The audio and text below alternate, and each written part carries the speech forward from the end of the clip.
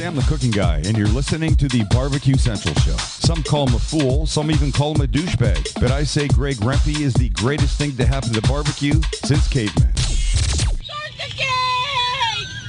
Let's go! We'll do it live. Okay. Well, do it live! I'll write it and we'll do it live! So to get that perfect barbecue, you use wood. Are you sure it's safe? Whatever. We put the lighter fluid on, strike the match, and... Oh! Should we call the fire department? That might be a good idea.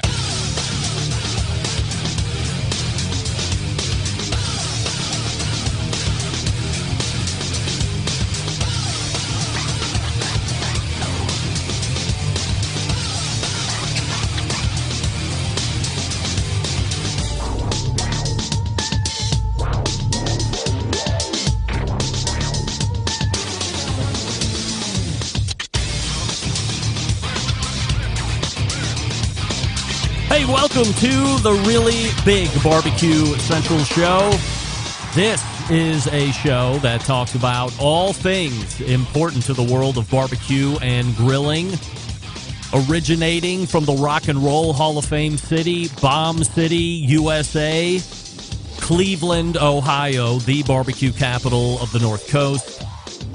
I am your program host, Greg Rempe. Happy to have you aboard here on your Tuesday evening's live fire, fun, and frivolity show. If you want to jump in on the show this evening through an email or through social media, here's how you do that. You can get in touch with the show by sending an email to Greg at bbqcentralshow.com or on the Twitter and Instagrams at BBQ Central Show. Everything else you want to find out about the show can be found at the main website, thebbqcentralshow.com. And here's what's happening in case you can get the newsletter. Coming up in about 12 or 13 minutes from now, a second Tuesday of the month. First leadoff guest, of course. Missed him last month, but he is back this month. Meathead from AmazingRibs.com. The most heavily trafficked barbecue and grilling website on the face of the earth. And it wasn't Meathead's fault last month. As you would recall, a month ago, we welcomed Jeremy Andrews, CEO of Traeger, in for the first hour. So we also usurped the second guest of this evening, who we'll get to here in a second. But we'll be back with Meathead here shortly this evening as we take back up in our monthly visits. And tonight, aside for some very brief talk, and maybe not even brief talk, about pastrami and corned beef, because St. Patrick's Day is next week, we're going to be talking a lot about safe and juicy making of hamburgers. Who doesn't love hamburgers? I could have hamburgers every night. So we'll make sure that you are armed with your information as the live fire season starts to ramp up. Hopefully, some of the folks that have been pounded by the winter here over the last handful of months have seen the last of it. In Cleveland, at least, it promises to snow Friday night into Saturday. They're talking about some shoveling, but nothing major, not a big snow event like we've been having. But still, it's not in the past or in the rearview mirror at this point. But hopefully the following week will at least be branching into the 50s consistently, and we'll go from there. So Meathead coming up here shortly. After Meathead, we will be joined by the other second Tuesday of the month regular guest in the first hour. That, of course, being Dr. Robert Moss from robertfmoss.com and the contributing barbecue editor for Southern Living magazine. And tonight we're going to be talking about barbecue festivals, grilling festivals, or in the general live fire cooking festivals after a year and a half, approaching 2 years of being on some kind of either restriction as last year closed, or being completely canceled because we were neck deep into the COVID situation 2021 and through the first part of 2022. They're starting to make a reemergence, and not only that, they are coming back bigger and better than ever. A lot of one-off events are now turning into what can be considered a series type of a occurrence, where it's taking place, multiple events under the same branch, taking place over the course of weeks, over the course of months. And then there's a whole host of brand new barbecue and grilling festivals are going to be coming out here this year as well. So we'll get you prepped and ready for the ones you might want to be looking forward to hitting, especially if they are near you, so you don't miss out. So that's Robert F. Moss, 35 past the first hour, and then we'll move into the second hour. And I will be joined by the second time by a dynamic duo and captains of industry here in the live fire world. 2 years ago, they made their debut on the show. We talked all about the release of, at the time, was kind of a game-changing or a game-broadening cooker. Gravity feed, nothing new. Charcoal gravity feed, nothing new. But charcoal gravity feed grill, not specifically smoker like you would see on originally what was a Stumps or a Superior smoker or a host of other gravity feed smokers that came after those 2 or 3 initial ones. Masterbuilt brought to market back in 2020 a gravity feed grill that also had Wi-Fi and app connectivity. There was a lot of hype going on at that point. So we had John and John 2 McLemore on back then, and we talked all about the release of the Masterbuilt cooker and what other shapes and sizes it might take as the life wore on. And lo and behold, back here in 2022, a lot has changed since then. So we'll welcome them back in the second hour. We'll talk about how the gravity feed cooker actually was received into the market, how it actually did and performed in regards to sales numbers and expectations. And then we'll actually get into a 2018 cash infusion from a equity firm. We'll also talk about the eventual sale of Masterbuilt along with Kamado Joe and Char Griller at the end of last year. So if you're not familiar with that, they are now a part of a juggernaut of live fire industry, which is Middleby. I think at last check, their shares, they're publicly traded. Their shares were close to $200 a share, so they're very fit. And they have added a bunch of things into their Middleby lineup, which had long been a stronghold for the high-level stuff. Evo falls into that category. Lynx Grills falls into that category. There's a very high-end Spanish-made charcoal cooker that's more set in the commercial side of things, but all very high-level pieces. And now you have Kamado Joe, Masterbuilt, and Char Griller filling out their live fire product line. So very interesting. A lot of things to talk about. So we will welcome back John and John, or John 2 as we call him, McLemore, formerly of Masterbuilt Cookers, and we'll talk all about that stuff. So there you go. Meathead and Robert Moss coming up here in the first hour. John and John McLemore, second hour, and your emails and text messages and all that other stuff should you see fit. 216-220-0966 is the number. Greg at the bbqcentralshow.com is the email address, or at BBQ Central Show on all social media handles. By the way, if you're not following me, do that. TikTok, Twitter, Snapchat, Instagram at BBQ Central Show for live video feeds. You can go to Facebook and Twitch /BBQ Central Show, also /RD Rempe on YouTube if you would like to watch me there. So we get to some show feedback from last week, and it's wide-ranging and varies quite a bit, so let's just dig into it right now. Troy from Minnesota writing in. Hey, Greg, Chori Pollo's popularity is surging so fast. Not only is Sam the Cooking Guy making a Chori Pollo not taco, Teresa's in Lakeville, Minnesota is making the Chori Pollo burrito, if you can believe it. Everything you love in the usual dish, but now in a burrito. Thank you for your commitment to the show each week. I love it. Absolutely the best resource for live fire cooking on the planet. Regards, Troy. Troy, we certainly appreciate you writing in and telling us about how Chori Pollo is continuing to take over the nation.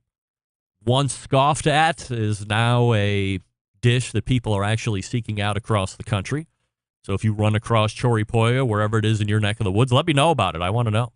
Jared from Florida writing in. Greg, I'm really loving the individual roundtables that you and Malcolm Reed are doing right now. I really enjoyed the brisket one last week, and I'm looking forward to the next two as well. Thank you both. Now, bring back the competition roundtables already. Regards, Jared. Get that big stuff out of here. I don't know if we're there yet, Jared, but we'll keep that in mind. Janet in Maine. Greg, first-time emailer to the show, and I usually listen via podcast. But I caught the show last week, and I was taken with your interview with Cosmo. I certainly appreciate his honesty in regards to sharing info about his business, but I'm not sure where he's coming up with this $50 million buy price when his revenues are north of $13 million. That kind of math Does not work in my head. However, I love the show. Keep up the great work. Regards, Janet. Janet, I'm not speaking for Cosmo, but he said if you're walking up to me and you're asking me to sell, regardless of where the revenue is, that's what his sell price is today. No questions asked. You get the whole kit and caboodle.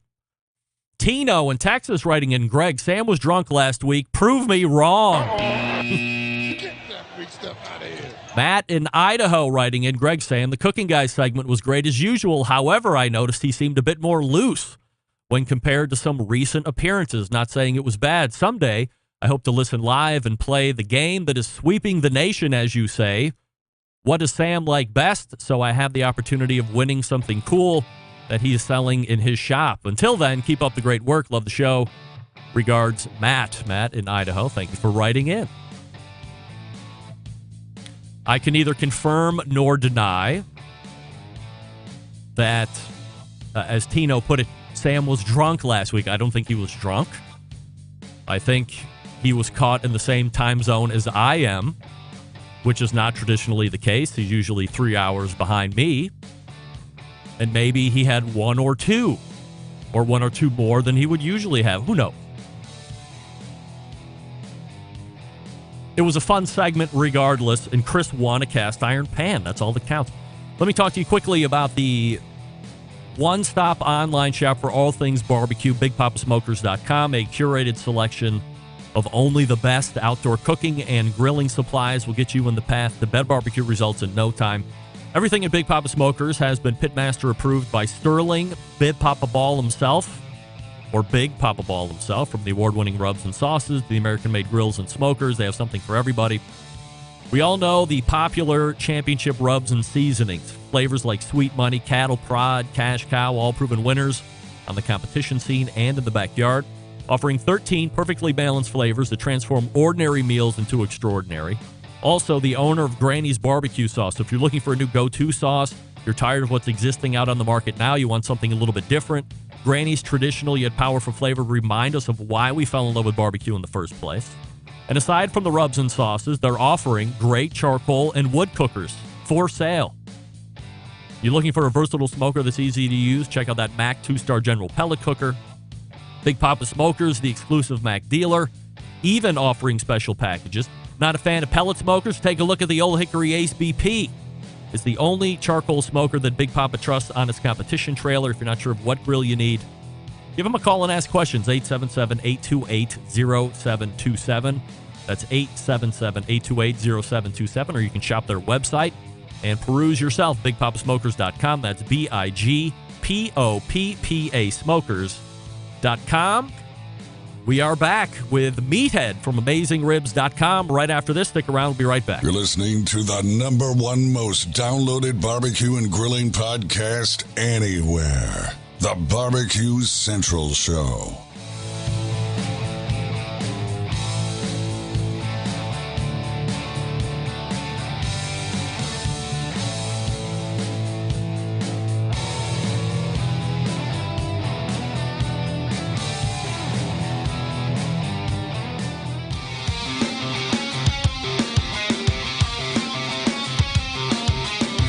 Broadcasting live from the Barbecue Central Show studios in Cleveland, Ohio. You're listening to the Barbecue Central Show. Once again, here's your host, Greg Rempe. Welcome back. This portion of the show being brought to you by the Barbecue Guru, creators of automatic pit temperature control technology, sellers of ceramic cookers with built-in power draft fans, and accessories to make your barbecue and grilling life easier. Visit bbqguru.com for more information or call them 800-288-GURU. That's 800-288-GURU, the Barbecue Guru. Continuing to be a breakthrough in barbecue technology. And you know what this means. We missed him last month, but this month he's here ready to rock and roll. We race to the hotline and welcome back the creator of AmazingRibs.com, Meathead. Hey, Meathead. Hey, how's Greg and how's all the Centralites out there? We are absolutely ready to rock and roll. We're ready to talk burgers. We're ready to talk some other things as well. And as I need, I guess, not apologize for last month, we always hate to miss you. It was a but great segment. Yeah, given the I listened to it. Good. Well, did you have any reactionary thoughts or things that, one or two things that really stuck out that you either didn't know or surprising to you? The whole show was revelatory. It was really interesting. I thought he was a very charismatic and intelligent and interesting fella, and elevated my opinion of Traeger. Was a good. If you had to bump me for anybody, I'm glad to be bumped for him. And I just heard you talking about Cosmo. I haven't listened to the podcast yet, but look what I have here. I got one of these. Oh, yes, the wing dust. Yeah, very delicious. I got one of these. I think, the wing dust is one of the more revolutionary products, I think. Yeah, it's a revolutionary product. Have you tried this stuff? Yes, I've been a big fan for maybe 2 years now. I've lost my audio. I can't hear you. Hello, Meathead. Oh, no. Can you hear me? Yes, I can. Okay, well, I can't hear you. Wait a second.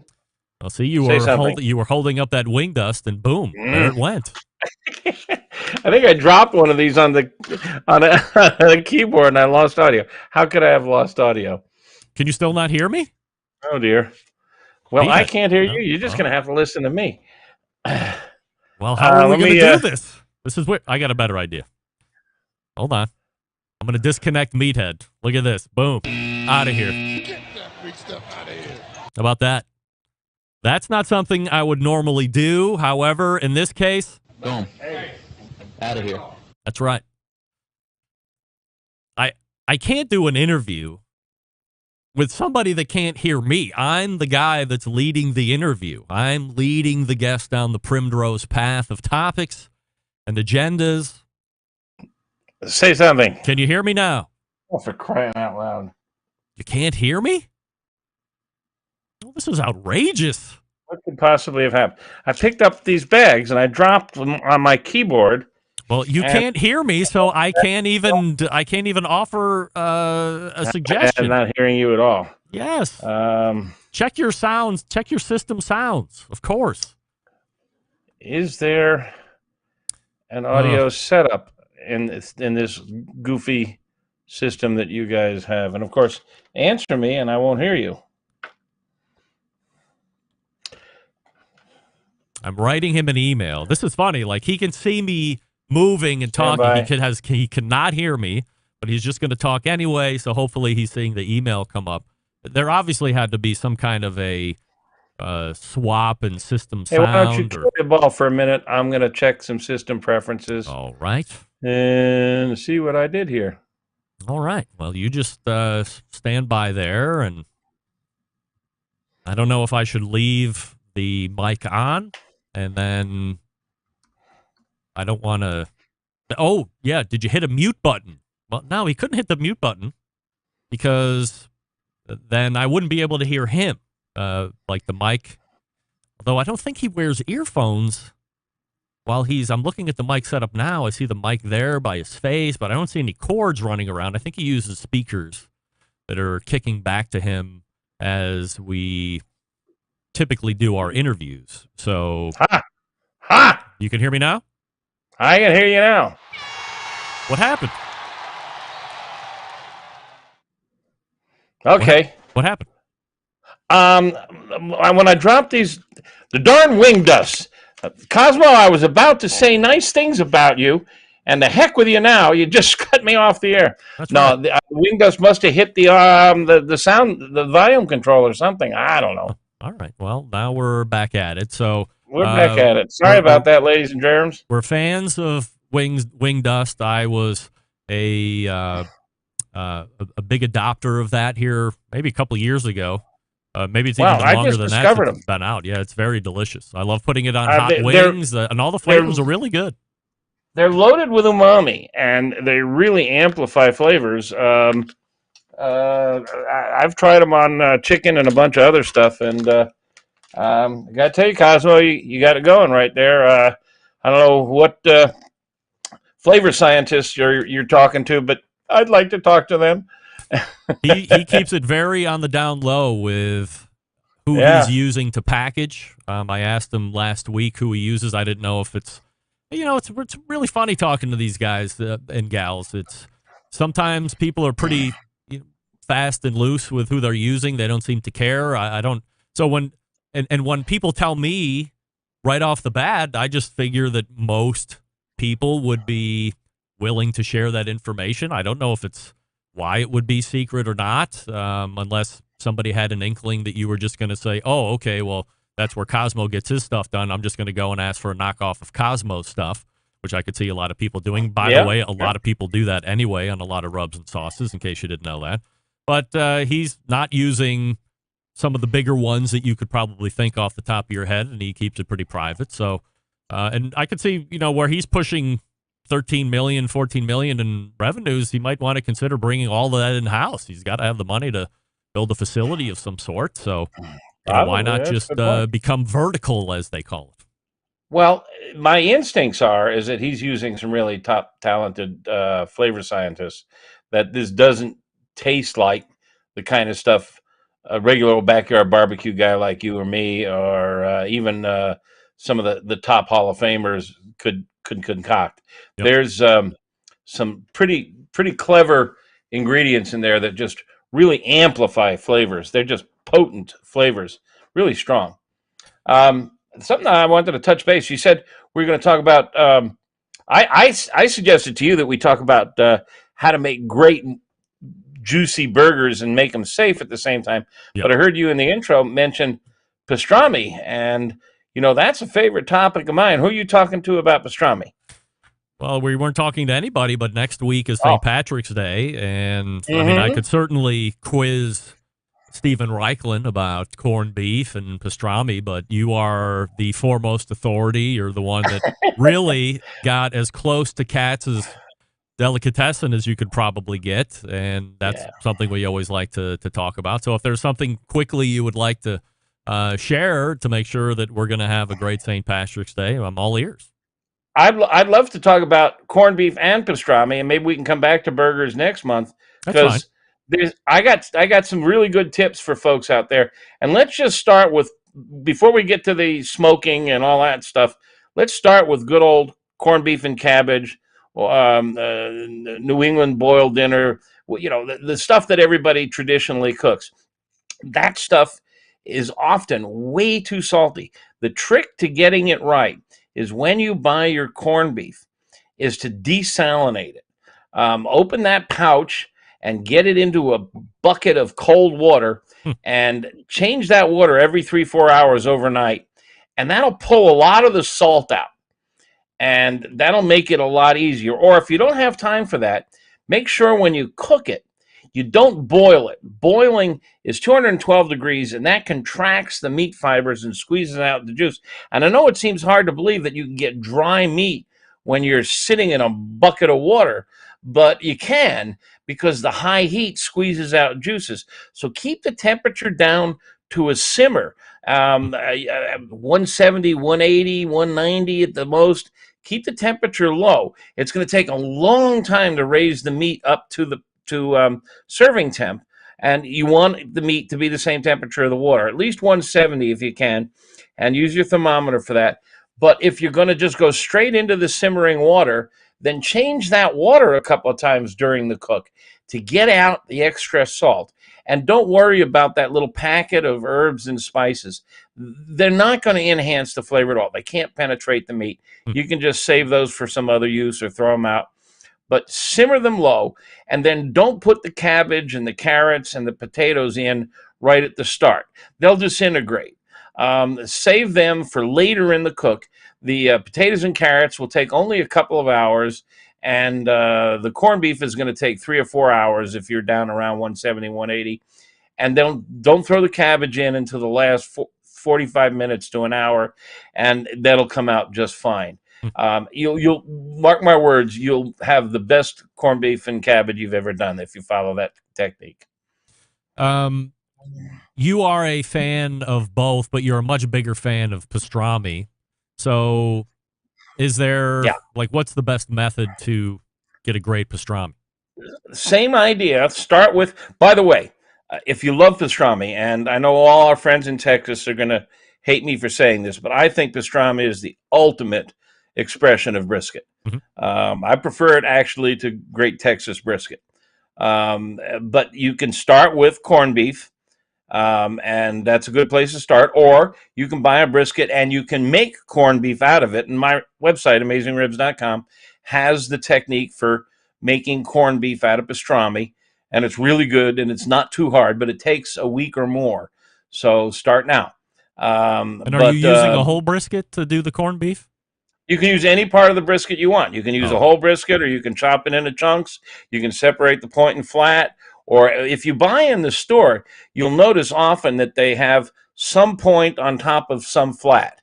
And there's that big layer of fat in between them.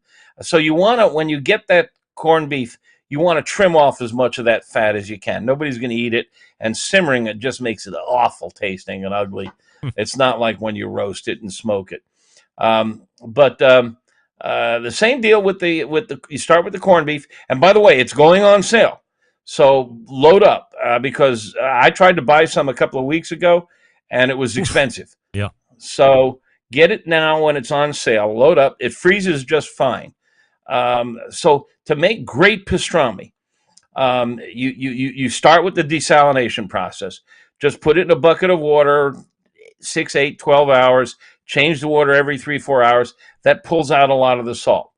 Then you want to use a great pastrami rub, and I've got it. It's on AmazingRibs.com. It's not hard. It's easy to do. Doesn't require anything special. You probably have most of the spices and herbs, the spices on your spice rack now, and you rub it up good. Lots of that stuff on it, and then smoke it just like you would a brisket. I like to cook it at a low temp. A lot of people like to go hot and fast now at brisket. I cook it at 225, plenty of smoke. It doesn't hurt it.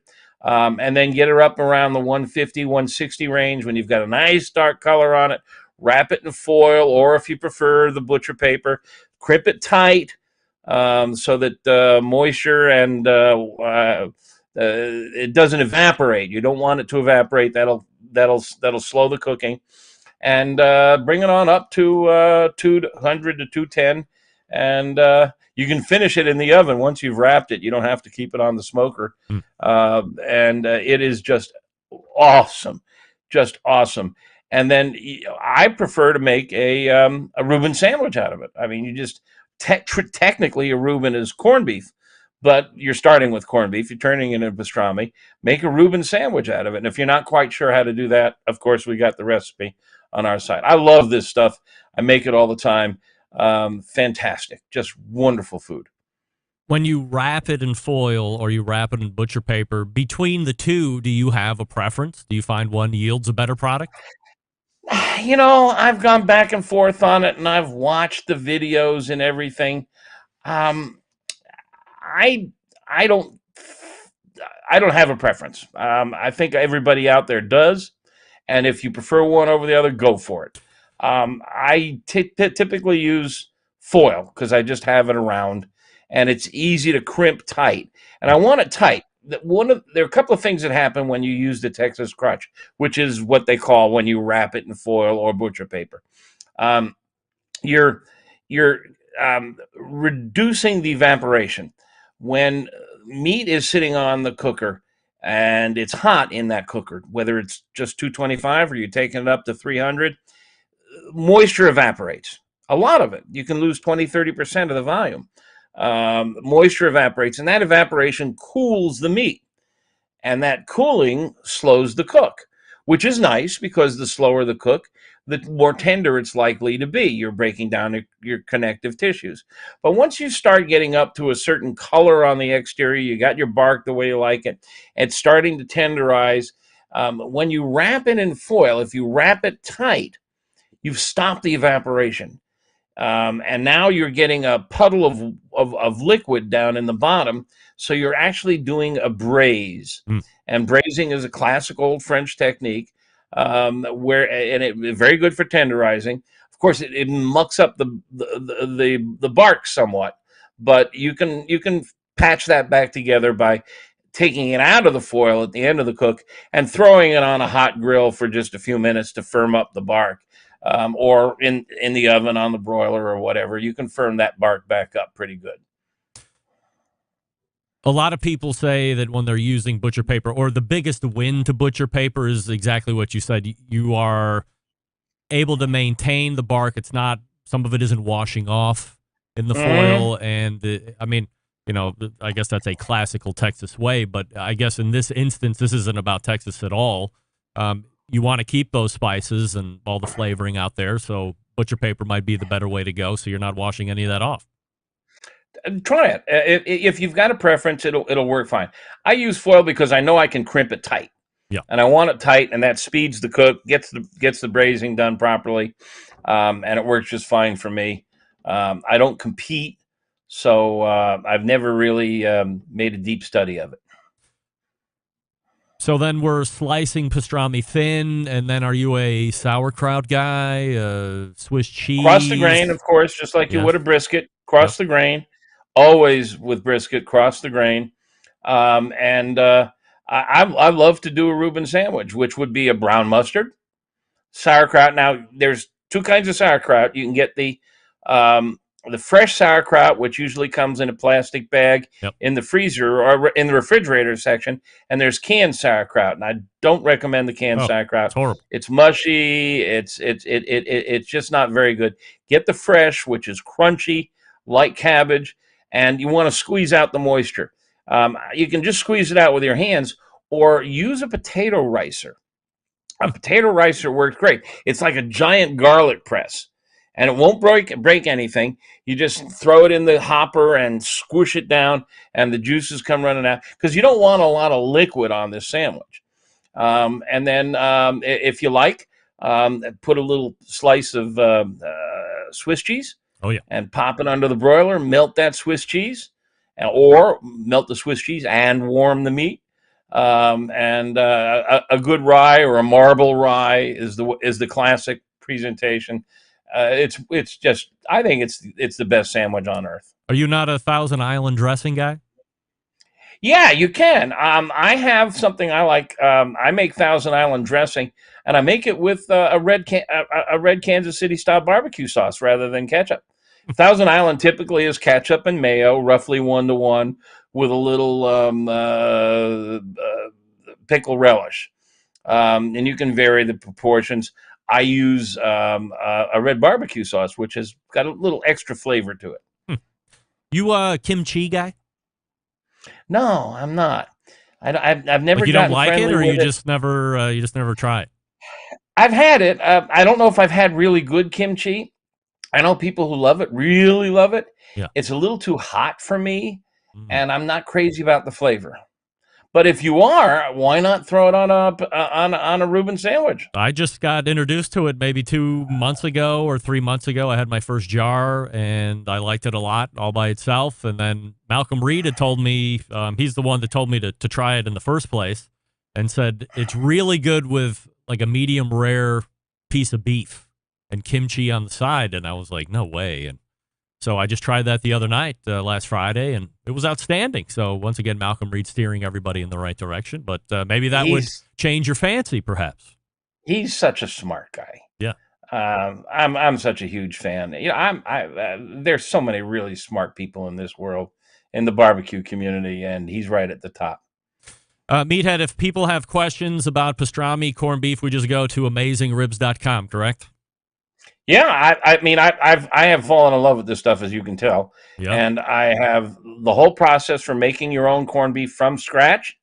As I say, it can take a week or longer, so you better get started if you're going to do that. It's kind of fun. It's a project, but you feel real proud of yourself when you're done with it. Or you just get a good quality corned beef off the market and convert it to pastrami. And I've got the whole process on the website. Plus a good technique for Reuben sandwiches. And also, you know, hey, when you're all done, if you got leftover corned beef hash, cast iron skillet, little bacon fat in the cast iron skillet, chop it up with some potatoes, put the skillet on your grill, crack an egg on top. Now you're talking. What do you think about this? Everybody who is into grilling knows. Oh dear, what happened? Why isn't it playing? I love that, Greg. I'm just going to come out and say it. All right. Have everything you can put on the grill. Nothing in this world animal, vegetable, mineral is better than a pineapple. God almighty, I love grilled pineapple. What? Oh Meathead, my I have goodness. to look back at our 10 years of doing interviews together and hold everything in question that you said. I can't believe that the best thing coming off of a grill on any side of anything is pineapple? Have you ever just grilled a slice of pineapple? Meathead, my mind is spinning. I think I'm You didn't ready answer the to question. explode. Of course I have. Never Isn't it once fantastic? have I Well, thought that this could be the best thing I've eaten off a grill. No way. I have Prime to rib is temper it better. with the Every fact- steak is better. Chicken is better. Turkey is better. Pizza is better. Meathead, you are off your medicine. We might have to call an end to this whole goddamn thing now. Oh, my God. What do you think about that? That was just That guy one of nailed the- it, didn't he? He nailed it. And for people who can't see the monitor and are listening to this in the podcast, Greg took that segment, which was unedited as near as I can tell. Oh, totally. Of me making the terrible mistake of confessing what I love most on the grill, and Greg's response to it, and he drew this marvelous cartoon caricature, captured both of us perfectly. Yeah. And it was just a fun thing. I have downloaded that with your permission. And if you go to our website and you look at the pineapple recipes, of course, you'll see that it's a very funny video. We're going to hire him to do some other stuff for us. No doubt about it. There's a lot of things that we've talked about in the past that probably should be animated. So if you have the inkling of doing corned beef or pastrami, go to AmazingRibs.com and get the recipes. And then tune in next month where we will give you 14 ways to make hamburgers safe and juicy. In the meantime, go to AmazingRibs.com for all your needs. Meathead, always appreciate the time. Yes? One last thought before we sign off. We were going to talk burgers. We'll come back and get them next week. But how about a little stand up and take a bow, McDonald's? I don't know if you heard today, but they have abandoned all 800 stores in Russia. Oh, wow. Look at that. This is a company that has 800 stores and something close to 10,000 employees. Yeah. And they have shut them down. And my gut instinct is if Putin remains in power, they're never going to get them back. All that equipment, all that, I don't know how I don't know what's going to happen to those guys. That is a massive sacrifice these people have made. That's right. And McDonald's is paying them, even though they are not operating, which I don't know if you knew that or not, but no, I didn't. They're paying the employees. Yep, they are paying the employees, and they closed all the Ukraine locations as well, and they are paying them as well. I just heard that on the news as well. So kudos to them. And no oil for America from Russia, too. We're not taking their oil. I'm going out. First of all, I'm a big fan of the Egg McMuffin anyhow, so I'm going out and I'm going to eat at McDonald's. That's right. That's right. Eat double and pick up the slack. There he is, Meathead from AmazingRibs.com. We'll see you in March, Meathead, where we will talk burgers. Yes, we will. And Robert Moss is waiting to come on. And before we get him, I will talk to you quickly about the David McDowell, who is David Leans, and the Do Wellness program. Now, maybe you've heard me talk about over the last number of months that having a dad bod is cool. Well, take it from a stud like me. It's not. There's nothing sexy about wearing your gluttony everywhere you go, not to mention being overweight increases the risk of all causes of mortality, including strokes, most cancers, coronary artery disease, sleep apnea, hypertension, and the list goes on. Making the decision to change decades-old food habits can mean the difference between attaining your health goals versus dealing with the unknown health challenges that you and your family will have to face. Luckily, thanks to my pal and friend of show, backyard barbecue enthusiast and men's health and wellness coach, David McDowell, you can eat barbecue all year round and still lose the fat. With David, you've got assistance around the clock. He's just a text message, an iMessage, or a WhatsApp message, or an email away. He's also available to FaceTime, Zoom, WhatsApp video chat, whenever you need help, even on short notice. Some coaches are charging up to $500 a month for a canned diet plan and 1 to 2 check-ins a month. That's ridiculous. Partnering with David allows you access to a resource who's available effectively 24/7. You can now sign up for the David Leans program. Not for $500 or $400 or $300 or $275 a month. $200. That's right. Don't wait. Get on this now. You still have plenty of time to get your health in order here in 2022. It's David's personal guarantee to you that if you make an honest effort, you'll succeed in losing fat. And if you don't, he'll refund 100% of your investment. No questions asked. Ready to go? Hit the website. davidleans.com/BBQ. That's davidleans.com/BBQ. You've committed that you want to make a change. Now get some help making the change and keeping you on task. Dave is there to help. Have you ever seen this guy? The proof is in the pudding. This guy is stacked, and he's a really good cook, a really good live fire cook. So he's not lying. He's not selling you a bill of goods. He can help you do it. If you're ready to commit, give him a try, davidleans.com/BBQ. And we're back with David Moss. Right after David Moss. Who the hell is David Moss? I think that's my movie guy here on local Channel 8, the Boss Man. We're back with Robert Moss right after this. Stick around. We'll be right back.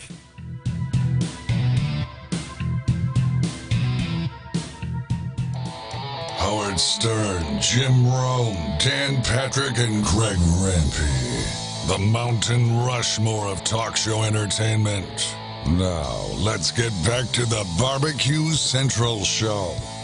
This portion of the show being brought to you by cookinpellets.com, your number one source for quality wood pellets for all your pellet-driven cookers. Visit cookinpellets.com for more information or to purchase. You can also check out all the other products that they have right there on the website to make your food a little bit more delicious and smoky. That is cookinpellets.com. My next guest, the contributing barbecue editor to Southern Living Magazine, friend of this show, monthly contributor.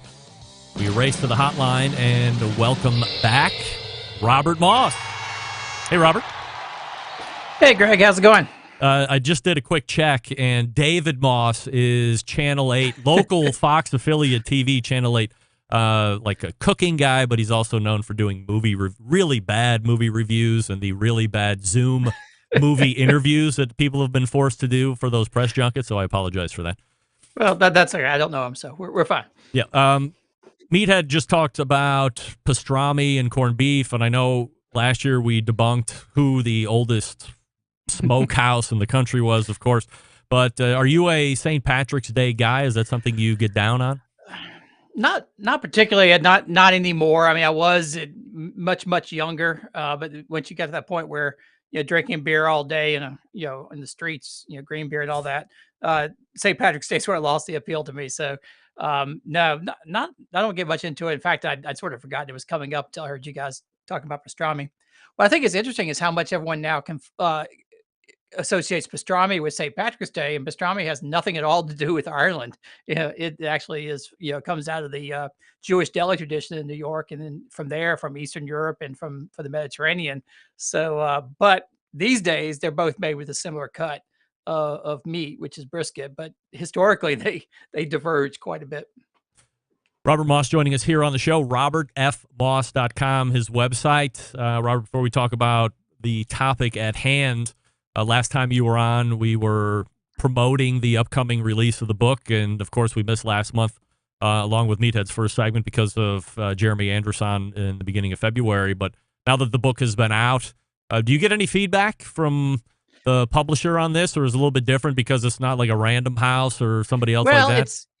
It's the Lost Southern Chefs. So it's a history of commercial dining in the 19th century South. So restaurants as well as bars, hotels, dining rooms, anything like that. It is an academic press book. It's from the University of Georgia Press. So it's a little bit different than when you launch a big a commercial press book. Though in fairness, the commercial presses aren't doing nearly as much publicity these days. But I'm not doing a big book tour or getting booked in the Today Show or anything like that. It's much more for, I think, people who are into food history, people who are into Southern cooking and things like that. So these tend to be sort of a slow launch. But on the other hand, it doesn't really get dated because it's about the 19th century. So this book will still be relevant a year from now, 2 years from now, 5 years from now. So these a little bit of a slower launch than something that may be like a more timely cookbook or something like that. When somebody reads it, like a fan of this kind of genre, or maybe they're a fan of the South, what have you, do they email you and say, hey, got through the book and these are the things that I liked reading about? Or I didn't really know about this, and then tell you a little bit about it? Yeah, I sure do. I get a lot of emails just sort of from people who maybe find me on the website or something like that and reach out either with I get a lot of questions. I, it's interesting how I wrote the barbecue history, which is what predecessor book to this, and I still just get out of the blue just some random person either writing me an email with a question or a request to be interviewed or to go do a talk or something like that. So I definitely get a lot of feedback from it. I think it's a book that once people get into it, they discover a lot of things they didn't know. Certainly, that's how I decided to write it. Is I dug into the research and found out a bunch of things about restaurant dining in the 19th century that I didn't know. So I think it's the kind of thing that will have a bit of a long tail, a bit slow. But I definitely get just sort of randomly, or maybe I'll be doing an event or something, and someone will walk up and say, "I read the book," and ask a very pointed question. So that's always great to hear. Robert Moss joining us here on the show. So the topic this evening that we wanted to hit was I don't know if we could call it growing popularity, because, I mean, they were very popular before the pandemic hit, but what appears to be a reemergence or a regathering of people in festivals. We're, of course, big fans of barbecue festivals, grilling festivals, or maybe we should just call them live fire festivals. For instance, Yep. you had the big one that you did with all those big barbecue folks. And, that maybe was really the door opening back up where you had real crowds and people. I mean, it was outside, of course, but a lot of these festivals are going to be outside anyway. And this is something that's starting to come up more and more. And as you put it, you are seeing a almost a demand from people. And there are folks that are putting these on that are trying to meet that demand and expectation. Yeah, it's really quite remarkable, yeah, we talked I think the last time I was on about the Holy Smokes Festival here in Charleston, which is something I helped stage back in November. We had this nice little window, maybe October, November, in between sort of the Delta wave and then the Omicron wave, when all of a sudden all these festivals actually came off. Because if you recall, 2020 and 2021, it was the era of a festival getting announced, then postponed, and Yeah. then canceled, and we'll try again next year. So we had this little wave where everybody got out and had fun. What's been amazing is to see how many festivals are now coming back in 2022, either ones that were canceled last year or even 2 years ago, they're coming back for another try at it. Ones that were had gone virtual or did some various formats coming back. And then there's a whole bunch of brand new festivals being launched, which is just like we saw a lot of new restaurants being launched during the pandemic.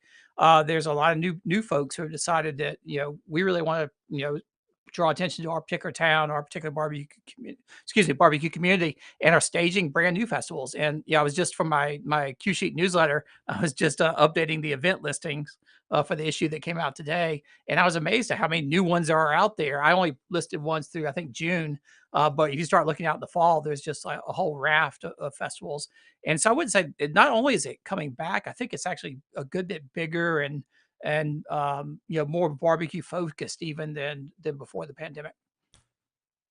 Given all of the events that are happening in the world right now, and the fact that fuel prices are starting to skyrocket once again, here in Cleveland at least, we're approaching, if not already cresting, over $4 a gallon. I know it's more expensive in other places where they're not close to refineries and what have you. Do you think that's going to put a damper at all on people wanting to really drive any far distance? Or do you think people will just suck it up and they want to be out and they want to get back to these festivals and they'll pay a premium, if you will? I think it will depend. I think right now you have that pent up demand, and the Charleston Wine and Food Festival just finished up on Sunday here in Charleston, which was canceled last year. So they came back again this year, sort of after a hiatus, and the crowds are massive. So if gas prices were holding people back, it didn't show it at the festival. But I think there's so much pent up demand right now. The weather's just starting to get nice, so the events are coming back. So people will are certainly willing to pay a little a couple of bucks extra to get there. We'll see how long that lasts and how long it goes. But I think also a lot of the festivals, they're not all necessarily drawing people from hundreds of miles away. So a lot of them are local focused or bringing people in from the area. So it's actually a fairly economical way if you're within an hour or two driving distance to spend the day without having to get a hotel and all that kind of thing. So we'll see. I think it depends on how long it lasts, but so far I've not seen any signs that the demand is getting tapered by the cost. Robert Moss joining us here on the show, talking about the impending food festival year or calendar year as it unfolds. Were there any, as you were looking through them, new or coming back after being canceled or postponed for a couple of years, that stick out to you that you wanted to mention? Yeah, for sure. I think, well, I mentioned the Wine and Food Festival, which was back. Memphis in May is actually going to be held in May this year, though it's not going to be for the first time in, I think, since it's maybe second year. It's not going to be in Tom Lee Park on the Mississippi River. It's going to be a different park because that park's is being renovated. But they held it last year, but with a greatly reduced attendance. But that one's coming back. There's a new festival called the Troubadour Festival, which was held for the first time back in the fall in Salina, Texas. And when a lot of the Texas pitmasters were here for Holy Smokes, they were talking about how great of a festival it was. They really enjoyed it, and I think it was a big hit with the crowd. I was interested to say they just announced they're coming back for 2022 with 3 different editions, and one in Salina, but 2 other locations in Texas. So it's going to become sort of this multi-stop location. And that is sort of in line with, there's a long-running festival called Q in the Lou that's been held in St. Louis. They expanded to Denver, had the Denver Barbecue Festival. And then I think they were going to do Kansas City in 2020, got canceled. They did that one last year. They lost one in Jacksonville last year. So this is now, even though it's a slightly different names for the festivals, it's the same branding, it's the same company behind them. So you're sort of almost getting now, I don't want to call it a festival chain, but these series of festivals, they're starting to go from place to place to place as sort of they've done one location, they've been a hit, and they're moving out to other ones. Are the ones that are doing multi-stages doing some kind of a promotion? I know that Texas Monthly with the top 50 or the top 100, at least a year or two ago, you could get a passport, and if you went to all the different ones, they'd stamp you and you send it in and get a Yeti cooler, or, whatever there was. Are there other like gimmick promotions that are going on with these to encourage people to go to all of them? I haven't necessarily seen that much of like trying to get you to go to all, all 3 or all 4 of the outings. And in part, like the ones I was talking about with the Q and the Lou, I mean, that's Denver, St. Louis, Jacksonville, Florida. So you got a ways to go. It's not just traveling around Texas. It is interesting for me to look at the format of the festivals, and increasingly you have sort of 2 models. One would be it's free admission and their bands and entertainment, but you pay for the food and the beer and everything else once you're there. So they're making money off the concessions. And the other model would be more just you get a general admission pass for some amount of money, and you get all you can eat, and maybe you buy beer. But what's interesting is all of these festivals have the VIP tier where you pay $200, $250, $300 depending upon what festival it is, and you get of course, early access, access to special areas with chefs cooking food, and free cocktails and all sorts of other things. So you sort of have the 2-tier festivals emerging, where you have sort of the main festival, and then you've got the VIP. And I think that's a definite phenomenon you're seeing more and more at the festivals these days. Do some of these generate decent revenue? Like, can you make money on this? Yeah, and I think it depends on your model. I think you've got for-profit festivals, and they don't really publish how much money they make or anything like that. I would assume they're not losing money if they keep doing them year after year. Certainly if you're doing a more of a charitable festival, which a lot of them are, and the one Holy Smokes, which I helped organize here in Charleston, is more of a charitable focus. We're very happy. A couple weeks ago, we gave a check for $100,000 to Hogs for the Cause. Wow, look at you. Which actually surprised all of us. We knew we knew we were going to do well when we saw the ticket sales, but once we cleared everything out, we were able to write a really big check, which was great. And that goes to a nonprofit out of New Orleans that helps families with pediatric brain cancer pay for all the expenses associated with treatment and travel and lodging and everything else. So that was a great thing. So that will tell you how much money you can clear after all the expenses from those. And we weren't putting in our pockets in this case. We were doing it for a good cause. But I can assume if you want to do a for-profit festival. That's what gives you a sense of the, you can definitely come out in the black on these. One of the things you had noted was that the Texas Monthly's Barbecue Fest was going to Lockhart, and it was a bit ironic because this was the first top 50 list that had no Lockhart restaurants mentioned in it. Yeah, I had there's a priceless article in the whatever the Lockhart newspaper is, the local Lockhart newspaper, where the poor Daniel Vaughn didn't have to go down there and get in front of the city council, but the poor event planner folks from Texas Monthly had to go to the city council that as they're asking for to get permits for to have the festival. And they're doing a 2-day festival in downtown Lockhart, and I would assume blocking off streets and all that kind of stuff. But first they sort of had to take their lumps, and they had to listen to each, all the city council people sort of give them grief for, the fact that no restaurant in Lockhart got on the top 50. But they gave them the permits anyway after they got sort of vented their grievances. But that's why I felt sorry for the poor folks who had to go into the lion's den and try to explain why, Kreitz or Blacks or Smitty's didn't make it to the top 50 list. Anything coming up that we should be on the lookout for before we reconvene in 4 weeks? Do you mean on the festival front in particular, or just in general? Yeah, whatever you got working. Well, there is one festival I do want to highlight because I'm really interested in this one. There's one called the Carolina Barbecue Festival, a brand new one this year that Lewis Donald, who is the pitmaster and owner at Sweet Lou's in Charlotte, North Carolina, is staging a festival in Charlotte. Charlotte's sort of had a bad rap for a long time for not having a big barbecue scene in the midst of North Carolina. And I think Lewis and some others are trying to help turn that around. And they're bringing a bunch of great pitmasters from all over the Carolinas. So that's coming up, I think, in June in the Carolinas. So that's one to keep on the radar screen. I've got trying to think what else. I'll have some interesting new projects coming out soon. Nothing really to talk much about right now. I will note that Southern Living did just come out today with their South's Best issue. If you go to southernliving.com, you can see that. That's not my list. That's the annual readers poll where the magazine polls tens of thousands of readers for their picks for the best everything, like best city, best bagel, best brewery in the South, and they have a best barbecue list. I thought it was really interesting this year what the readers came up with. I did the write-ups for all that, so I'll say go check that out and sort of get a sense of how they get a feel for where Southern Living's readers at least think the good barbecue is found in the South these days. The website is robertfmoss.com, and you can link to whatever he's up to from there. Also sign up for the Q sheet. And, of course, he is the second guest in the second Tuesday of the first hour every month. It is Robert Moss. Robert, always appreciate the time, and we'll look for you again in March. Yeah, sure thing. See you all right, in April. See you then. There he is. Oh, yes, I'm sorry, April. I said March. We are in March, by the way, yeah. April it is. Man. 2022 rapidly coming to a close. I even lost track. It's hard for me to do since I'm the one that says that. All right. Let's look at the clock here.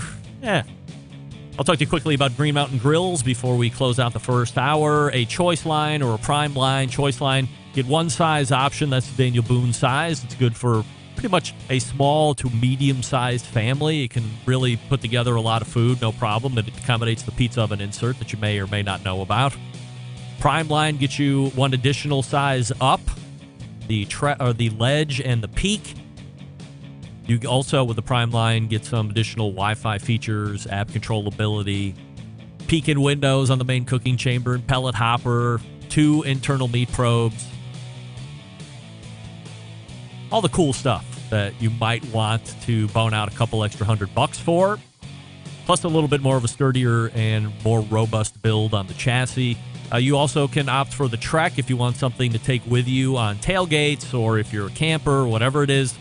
This plugs directly into the 12-volt receptacle in your vehicle, and away you go. You have a pellet-fired cooker, and you're not sacrificing a tremendous amount of capacity due to its portability. It's very nice. You should check it out. Only sold through dealers, greenmountaingrill.com, so find a dealer near you, visit them, learn all about them, and then pick one that is the best for you. And then, again, you either get prime or choice line, it doesn't matter. Pizza oven insert, got to get that. Pizza oven is key. Everybody's loving the high-heat pizzas. Nothing better on a weekend or on a Friday night to turn out 20, 30 pizzas. It's very easy to do. A couple minutes is all it takes. GreenMountainGrill.com to find accessories as well to complement the Green Mountain Grill cooking experience. That's GreenMountainGrills.com, and we're back to wrap the first hour right after this. Stick around. We'll be right back. Continuing to produce incredibly mediocre content in an exceptionally professional way. You're listening and watching the Barbecue Central Show. Once again, here's your host, Greg Rempe. And we are back. This portion of the show brought to you by Fireboard. Monitor up to 6 different temperatures simultaneously. Connect to Wi-Fi for cloud-based monitoring or connect via Bluetooth. If you have Alexa or the Google Assistant in your home, Fireboard fully integrated with both. Find out more by visiting fireboard.com or call 816-945-2232. That's Fireboard 2, Fireboard 2 Drive, Fireboard 2 Pro, and the Fireboard Spark. Pick one that is best for you. Longtime sponsor of the show. We certainly appreciate that. All right, we thank Robert Moss for joining us last segment, robertfmoss.com. And previous to that, it was our own Meathead from AmazingRibs.com talking about corned beef and pastrami as the impending St. Patrick's Day holiday is taking place next week. I think it's next Thursday, somewhere along those lines. So there may or may not be time to do your own brisket, but get the corned beef that's already there in the grocery store and desalinate and then decide if you're going to go traditional corned beef from there or if you're going to go pastrami. Can't lose either way. They're both delicious, especially if you're making a Reuben sandwich. Rye bread is key. Swiss cheese is key. Fresh kraut is key. And I'm a Thousand Island guy. I'm not the grainy mustard guy. That's just me. You might be different. All right, we're pointing to the second hour of Fresh Libations, and we will be back. You're listening and watching the Barbecue Central Show on the Barbecue Central Network.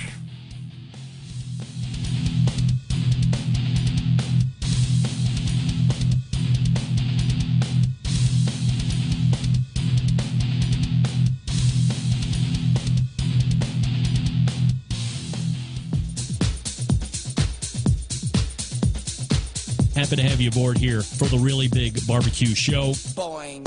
We cook because we have to, and we grill because we want to. Hit me. Fine, how's it going? You have a great show. I'm a big fan. Boing. So what seems to be the problem here? This man looks like he's dead, and he's in the crackle. Charbono! It's all about the charbono, dude! Succulent fish! What? He ate 2 feet or wiener. Oh, listen, Libertius, shut your face. I'm shaking like a dog shit peach seeds. We have top men working on it right now. Top men. And just like that, we are into the second hour. This is the Barbecue Central Show. We are talking about live fire barbecue, grilling related stuff, all the news that's happening in the industry. If it has something to do with cooking or machinery or ancillary items within the live fire industry, we're going to cover it here. Think of it as the ESPN of sports, but for the live fire community. That's what we do here. It airs live every Tuesday from 9 to 11 p.m. Eastern. We're also streaming to various platforms that I'll tell you about here in a second. And we're also recording for podcast posterity for perpetuity. In perpetuity? One of those.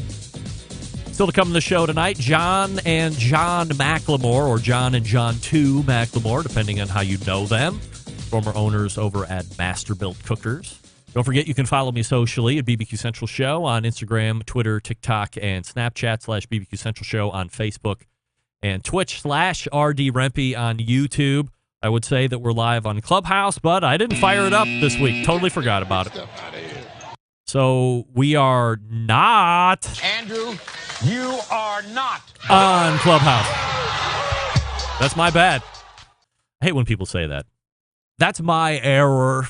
I don't know. I put together the newsletter. I did the same routine just like I do every evening here. Last evening when I write everything out and then set it to release whenever I do, noon, I usually put together the Clubhouse room, and I just totally spaced on it. Didn't even think about it. That's my bad. I said it again. That's my error. I apologize. So if you're looking to get on Clubhouse, that's not happening because I'm not going to take even 30 seconds to do a hastily put together Clubhouse so you can listen to this. I'll try and do better next week. That's my promise to you.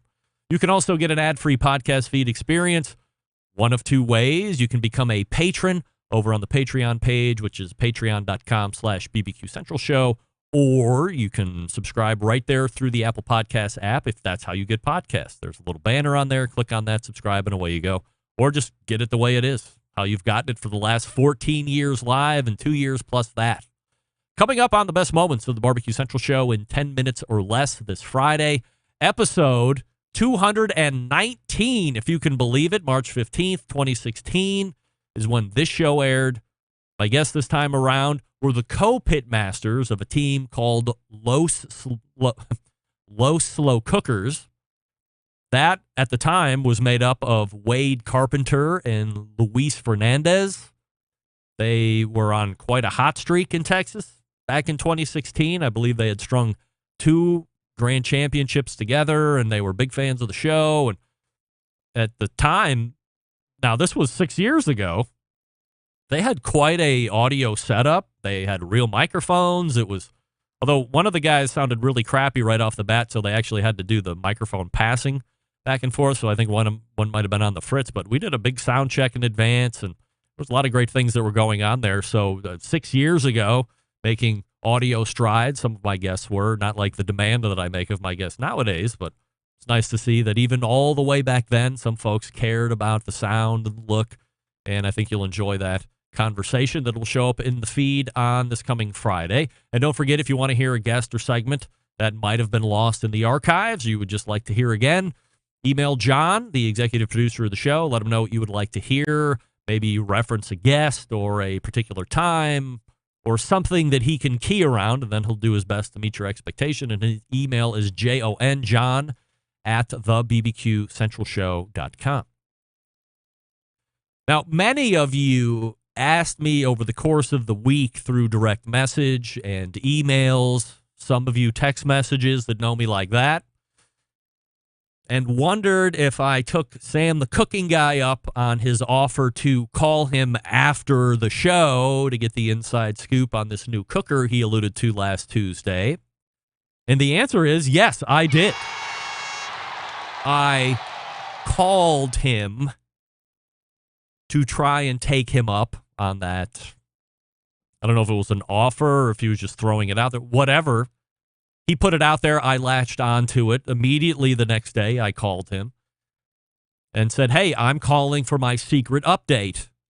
And while I thought we were really great pals, he completely stonewalled me. Get that big stuff out of here. I asked the same question 40 different ways. I used all the sales techniques and mediating techniques and hostage techniques to coax some information out of him, at least who it might be or how it was fueled.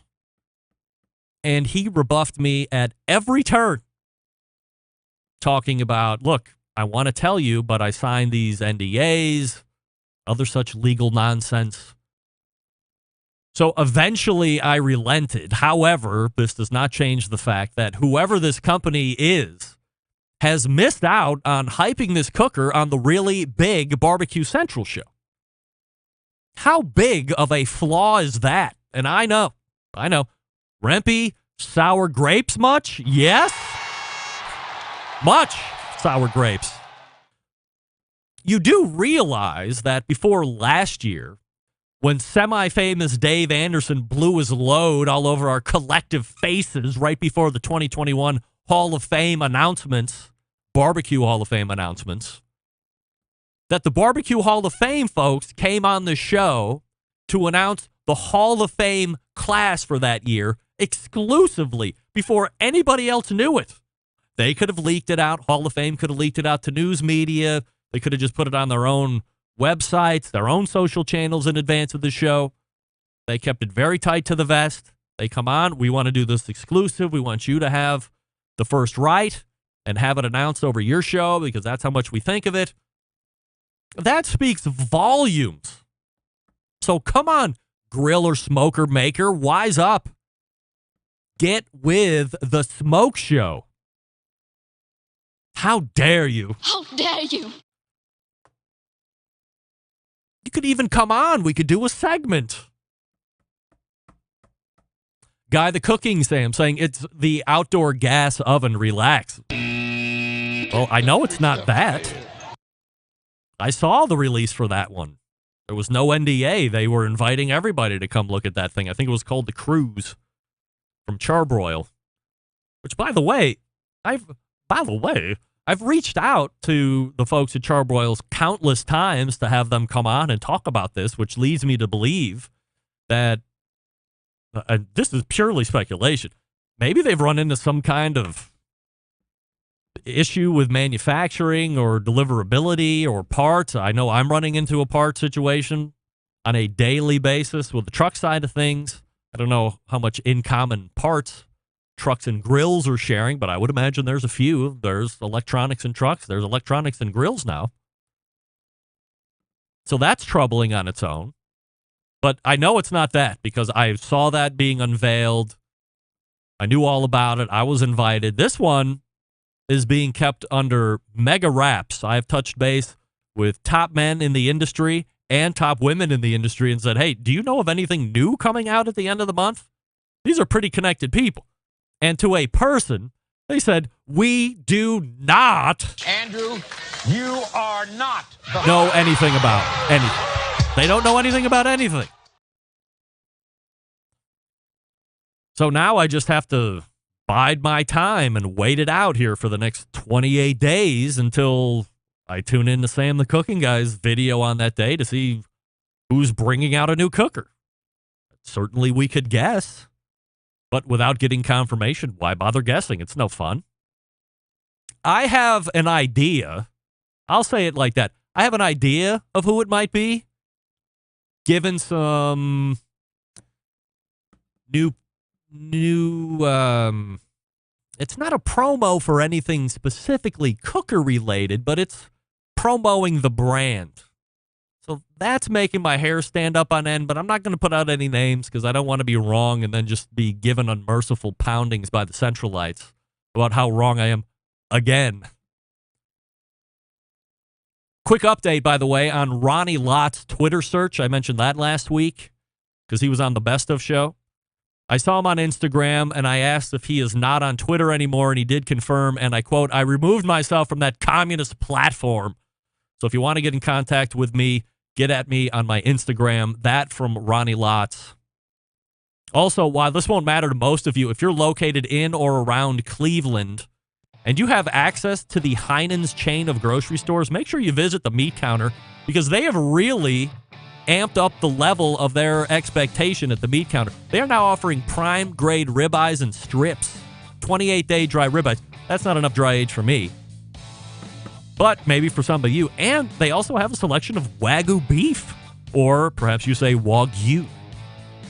On a whim, I grabbed 2 ribeyes and a strip. They were all great. Better than anything I can get here locally, and the price is competitive. Now, let me be clear.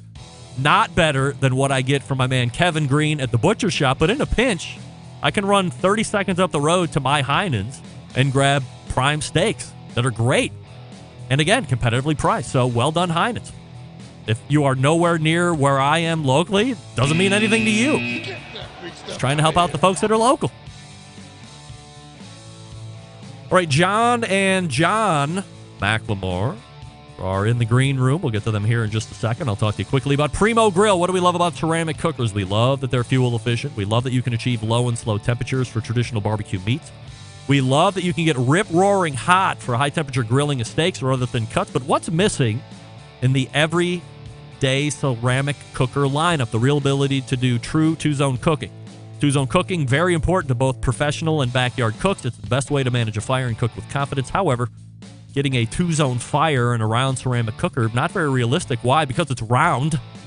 Enter Primo Grills and their game-changing oval design. This shape gives you the ability to execute the two-zone setup that you desire. It also gives you the other ceramic grill benefits as well.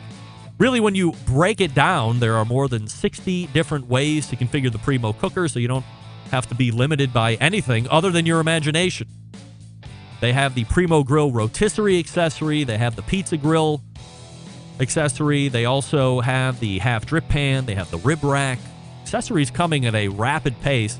Also, like Green Mountain Grills, only sold through dealers. So go to primogrill.com. That's primogrill.com. Find a dealer near you. Visit them in person. Check out all the sizes, and then get the one you think is going to fit you best. Here's the bottom line. Best ceramics in the biz? Yes. Patented technology? Yes. True two-zone cooking capabilities? Multiple sizes? And yes, if you just have to have a round one, they have those too. But as I tell you each and every week, get the oval for Pete's sake. Break the mold. Visit primogrill.com for a dealer near you, or check them out on Facebook and Instagram. That's primogrill.com. We're back with John and John McLemore, or John 2, if you know him like I do. And we're ready to talk business and Masterbuilt and all that stuff, so stick around. We'll be right back. You're listening to the #1 most downloaded barbecue and grilling podcast anywhere. The Barbecue Central Show.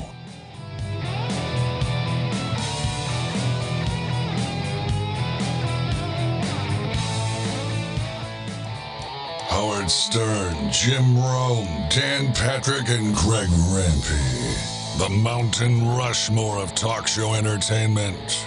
Now, let's get back to the Barbecue Central Show. And this portion being brought to you by Smithfield. Head to smithfield.com right now for recipes as well as tips and tricks from well-known live fire cooks like Darren Worth, Jess Pryles, and Childs Cridlin with mouthwatering flavor and no artificial ingredients.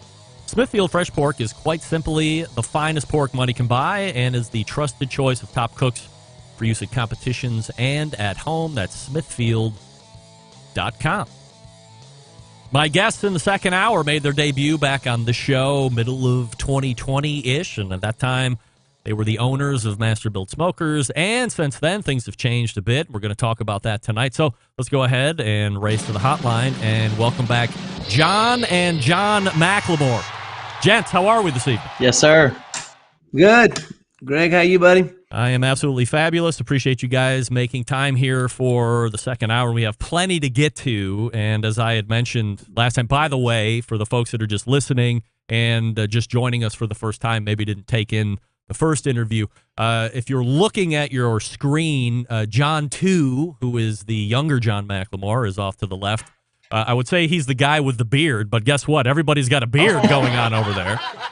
And right. John McLemore is the guy on the right with a little bit shorter hair, but I mean, an equally an impressive beard. Well, I mean, if I didn't know any better, you guys were like the second coming of Duck Dynasty, and maybe we're going to be talking about duck calls instead of live fire cooking here, but that kind of goes hand in hand now that I'm thinking about it. So we got right. John and John 2 joining us here this evening. So as I had mentioned in the open, guys, last time you were on, we did quite a deep dive into that background of John, the eventual entry of John 2 into the business, and then we also talked quite a bit about the then new gravity feed charcoal cooker to hit the market. So before we talk about other business here this evening, as you look back over the past 2 years of that cooker getting introduced in the market, and with that product specifically, did it exceed sales expectations? Where did it fall? I would say by far exceeded our expectations. Yeah, we were very excited about that product hitting the market, Greg. And I can tell you, for 50 years, Masterbuilt had been in the business. We had prided ourselves on doing things in the market over the years that nobody had ever done in the industry, which is where kind of the technology from gravity fed came from, and being able to put that into everybody's backyard. And yeah, exceeded expectations, no question. Were you surprised it did so well, or as you're putting it together, do you realize you have some gold in the hand? Well, let me answer that one, because I actually have a unique perspective to that, because if you kind of go back to the story of the Gravity series, concept, we didn't invent gravity fed technology. I mean, that's been around. I'd make that clear. A lot of people know that, but it's predominantly in those higher end, more expensive, custom made kind of pitmaster smoker style.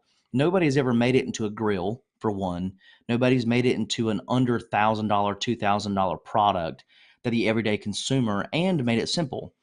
And predominantly those are charcoal and stick burners.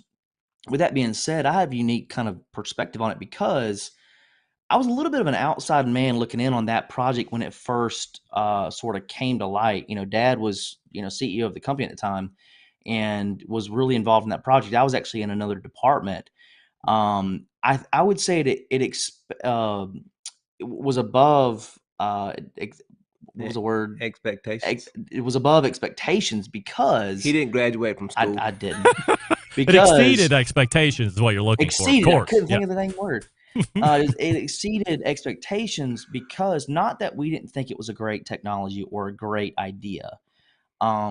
It hit shelves and sold so well, being a new technology in a new space. And the problem that you have there is convincing people to buy something new. Yeah. And we did that in such a relatively short amount of time. I thought in that from that perspective, we did a really good job. I think. So let's look at it. Yeah, go ahead. Yeah, well, I was going to say the gravity-fed products that people were cooking at these competitions, were $5,000 and $10,000 grills, and we had told our engineering team at the time, said, "Look, guys, we're not in the trailer grill business. We're not doing $10,000 grills that we're going to put into these, competitions.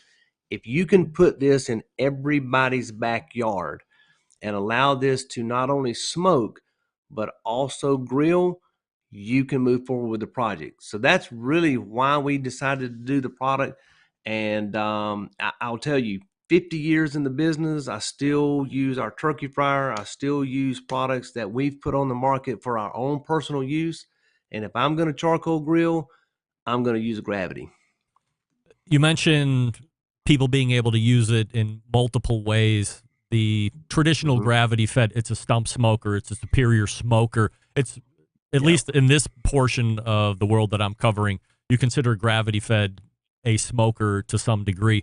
And you're changing up that game. You're adding a bunch of heat to it. You're adding the ability to do that slow if you want to do it. How much of the success would you attribute, given the time frame, to the pandemic? In other words, people stopped going out. They start staying way more at home, cooking way more at home than they ever had in the last 20, 30 years. Some looked for other ways than just the kitchen, and they found this new love affair with live fire cooking. Yeah, I think the bold, honest the truthful answer is everybody saw a bump up during the pandemic, especially in our category. I mean, so it'd be hard not to say that the whole category was up, but I would say specifically with that product, if I compared that specific product to, say, some of our other product lines or even some other categories within the industry, we saw a tremendous uptick on that specific product. I think part of that is into consumers as a whole, like you said, were at home and they were doing more research. They were actually taking time. Hey, I'm not just going to go buy just a barbecue. And it's not knocking any other barbecue, but I'm going to take a little bit more time and say, I'm at home. I'm working from home, et cetera, whatever it is for the pandemic. And I'm gonna maybe become a little bit more of an expert, not just a novice in the barbecue space. Yeah. And people they're more educated. And that's a difference of 10 years worth of technology, not just a pandemic, to be quite honest. But the pandemic, I think, sped that up. And I think people were at home and wanted to spend money and wanted to cook at home because they can't go out to eat. Yeah. To your point. So. Yeah. The numbers say that the market overall, because of the pandemic, was probably seeing about a 25% uptick. Well, we were already seeing a 20 to 25% uptick. You've interviewed folks like Jeremy at Traeger. You've interviewed a lot of people in the industry. They would probably share the same numbers that the market overall, whether you were in grills or patio furniture or pools or anything to do to keep people at home, Greg, saw an uptick. That's right. So while we're in this, pandemic, as sad as it was, folks like us in the industry saw a tremendous, uptick. And we're going to talk about this in a moment, I'm sure, about the acquisition and the fact that we sold our company. And as you're going through an acquisition right in the middle of a pandemic, people were talking about the COVID bump. Yeah. And can you sustain the COVID bump? So we'll talk about that when we get on the acquisition side of things. The gravity feed unit has some technology on it. We had spoken about that when we were on a couple of years ago. There's an app, there's Wi-Fi, you can control grill temps, get internal readings, etc. And I'm curious, as we sit here in March of 2022, there's a ruling that's going to be coming down from the ITC. This is in regards to a lawsuit between Traeger and Green Mountain Grill on or before the 6th of next month that either overturns a patent infringement against Green Mountain Grills, or if the ruling's affirmed, Traeger wins. Green Mountain Grill probably goes directly out of business due to the remedy amount that Traeger's seeking Green Mountain Grill to pay. As you are now outsiders looking into a certain degree and experts in the live fire field, if the ruling's affirmed and other companies have tech like Green Mountain Grill that isn't patented, should they be worried that they're going to be lining up the hogs for slaughter here? So I would say from a technology perspective, when it comes to patenting technology or software, I would say our industry is probably not quite as, I'm not going to say educated, but patenting a product, a physical product, and Dad, you can speak more to this because you've patented products for 30 years, whether it's intellectual property in terms of the physical product or a design patent, it's a little more cut and dry. When you're patenting software, there's a little more gray, because 2 + 2 = 4, but 5 - 1 also equals 4. So there's a lot of ways to get around software patents. A lot more ways, I would say, to get around software patents. So without knowing the inner depths of that specific ruling, I would say I don't know if slaughter is the word I would use. And again, we're getting into a little bit of a legality, answer to it. I would say from my personal experience and or perspective, I would say the software side of it, it's harder to protect those because there's a lot of ways to get around it. There's only so many ways you can build a physical product or a grill and get away with it. So I think the Green Mountain Grills and the folks that have been in business for decades don't need to be slaughtered and not be able to continue what they're doing. 100% with that. I'm firm believer that you need to protect your products. I'm a firm believer in having intellectual properties. We've got them on the Gravity series. We've got them on our turkey fryers. We've got them on our smokers. But do I think you can take technology, whether it's software or design or something that's been out there for year after year after year, and take those people down? I don't think you should be able to. Yeah. John and John 2 McLemore joining us here on the show. Before we talk about the Middleby acquisition, and I guess I'm a little bit, I like to think I have my finger on the pulse and I'm pretty aware of what's going on, but I'm ashamed to say that I missed this one completely when it happened. And correct me if I'm wrong here, but in 2018, did Masterbuilt get some kind of a partnership or an investment from Dominus Capital? And then also there's like a sprinkling of Kamado Joe somewhere around there. What's that whole roll-up look like? So, Masterbuilt, 50-year business, 1973. We went through several changes within our family, from brothers to my dad to just me until 2016. And in September of 2016, we brought on an investment company out of New York called Dominus Capital. They bought 70% of Masterbuilt. So for the first time in our family's history, we kind of relinquished control of the company. We did that for a couple of years. Actually, in 2017, 1 year after the acquisition with Dominus, we bought a company called Smoke Hollow. Small acquisition. We bolted it on. Masterbuilt bought that company, directly. 2018, when we merged our companies with Kamado Joe, Bobby Brennan and Kerry Coker were the founders of that company. Dominus Masterbuilt bought Kamado Joe. So we are 2 years into it. Since 2016, 2018, we merged those companies. And here we are, December of 2021. We sell the remainder of our family's percentage of shares in the company to Middleby Corporation. A lot of great brands within Middleby, so I think it's going to be a great partnership there. John and I being brand ambassadors of the Masterbuilt brand.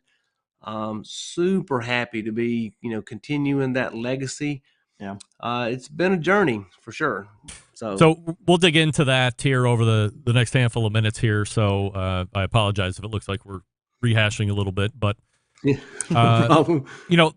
In regards to that first part with Dominus, had you not taken that opportunity or decided to relinquish, are there other opportunities or things that happened because of that availed themselves to you? Would you have not gotten those opportunities and continued to grow? I think anytime you can bring on an investor that helps you continue the growth. Masterbuilt was on a trajectory from 2012 for 4 straight years. We went through back to back to back to back years of doubling. That's hard to sustain from a financial standpoint. Incredible growth. And I think the team that we had built, we could have continued. Dominus did allow us to financially put some support behind the company to allow us to grow. We were already a nationwide company. We were starting to get into a lot of other countries, which is really what made the Kamado Joe acquisition a really good merge for our companies. We were really, really good with Dominus at growing overall in the mass merchant world, and Dominus decided with our support to buy Kamado Joe. They were really good at the independent world, and the two companies together were able to grow in both of those categories. International has also been a great growth trajectory for both of our companies. So the short answer is yes, because of Dominus Capital, it allowed us to put more behind the company to continue the growth. But we would have had that growth anyway, just easier financially. I would say it's not a matter of is the opportunity there. It's a matter of timing to a degree and securing the business. I mean, there's been I can list off a handful of companies that have sold over the past, say, 5 to 10 years, especially in our industry.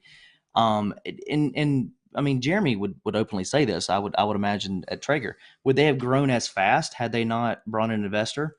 Maybe not, but would they have continued to grow? Absolutely. Yeah. I mean, they're a great brand, they're a great product. But when you have an investor coming behind you, not just help you financially and sound you up, but go out and make other acquisitions or bring in intellectual property or bring in patents or help you do things financially, it just speeds that process up. It doesn't mean that you're not a good product or brand to start with. That makes sense. Here's some advice that I could give, Greg, to anyone out there in our world that's trying to decide if they want to sell their company. Why do you want to sell? If you can sell to a company that can help you financially, that's good.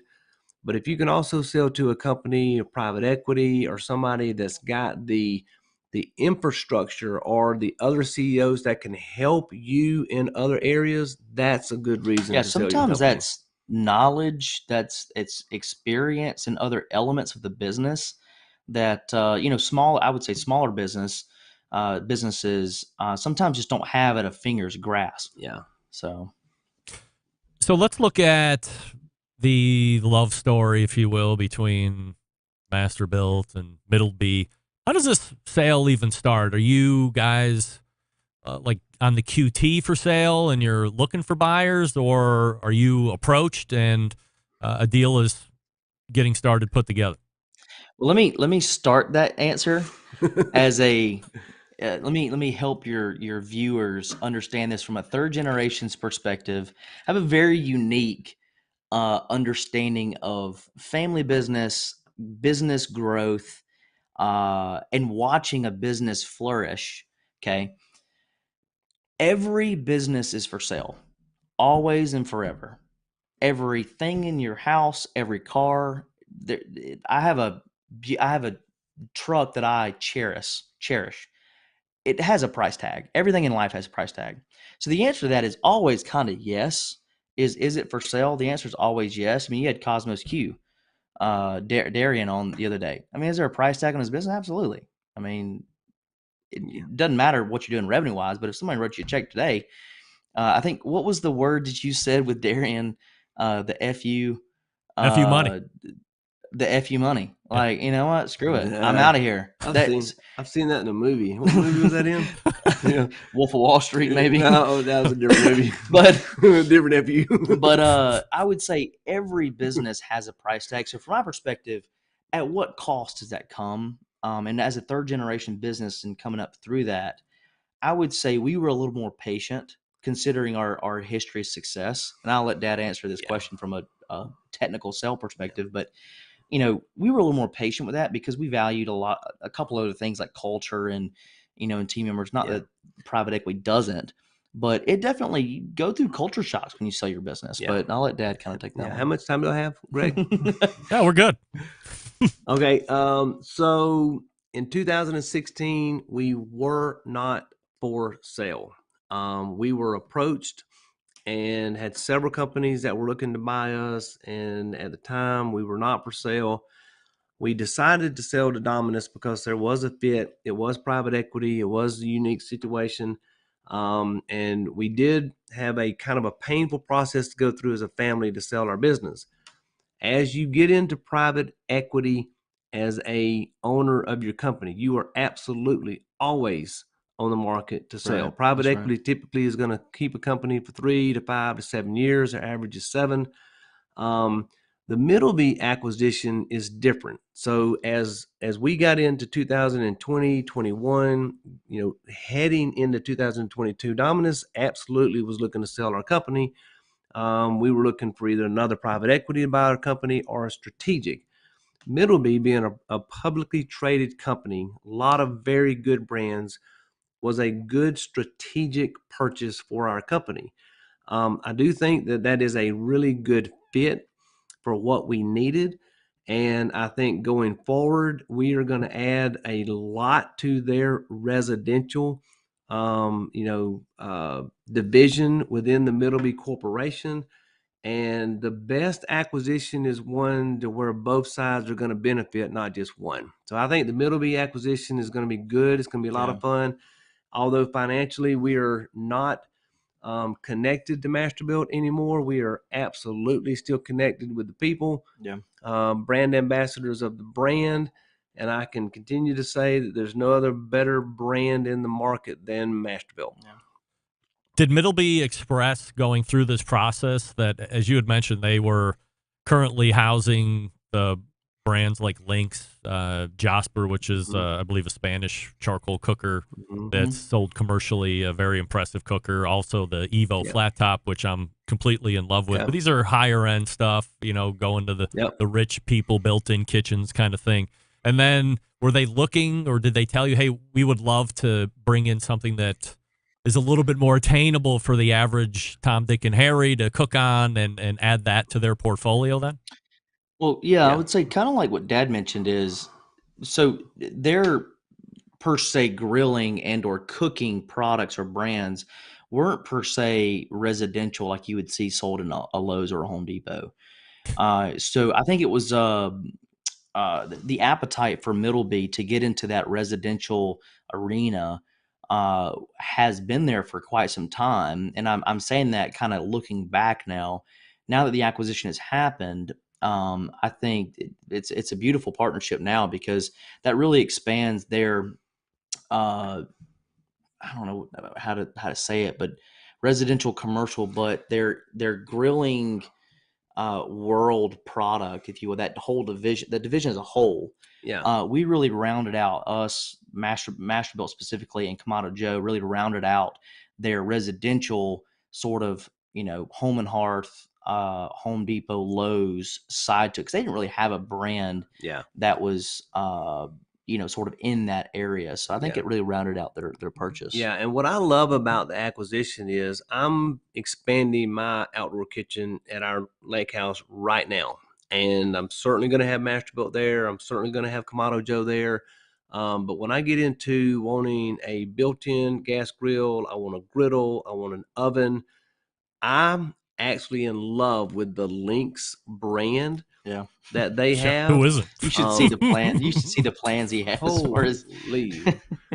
It's interesting to think about spending more money on 2 grills and an oven that costs more than the first home you had when you were like 20 years old. But they've got some great products, and I've got an Evo and been cooking on an Evo for the past 10 years. We've had an Evo at the cabin, which is the big round one that you actually have a bar top kind of built around it. It's a really unique product. It's cool. All right, so I'm going to ask you guys to hang out here just for a couple minutes, and then when we come back, we'll talk a little bit more about business and then talk about what you guys have in store for the future here. The McLemore Boys joining me here on the show, so stand by, and we'll be right back with you. And in the meantime, I'll talk to you quickly about Yoder Smokers, designing and building all their products right here in the States, building pride through craftsmanship, world-class customer service. That's the backbone of how they've built the company. This approach translates into what can be a truly bespoke style product that elevates gatherings with friends and family. Honored to have a trusted place in the backyards of America. From pellet cookers to wood-fueled offset pits and charcoal grills, consistent blue ribbon flavor has become synonymous with the Yoder Smokers name. Make no mistake, Yoder Smokers' flavor-driven design is unique to each style of pit, and their team has developed their cookers to perform time and time again while outlasting the competition for generations to come. It's this generational thought that is rooted in the handmade products and define the integrity of the core values, American-made quality and endless flavor. Those are the benchmarks of Yoder Smokers. You can visit Yoder Smokers at the website, yodersmokers.com. That's yodersmokers.com. And we are back with John and John 2 McLemore right after this. Stick around. I'll be right back.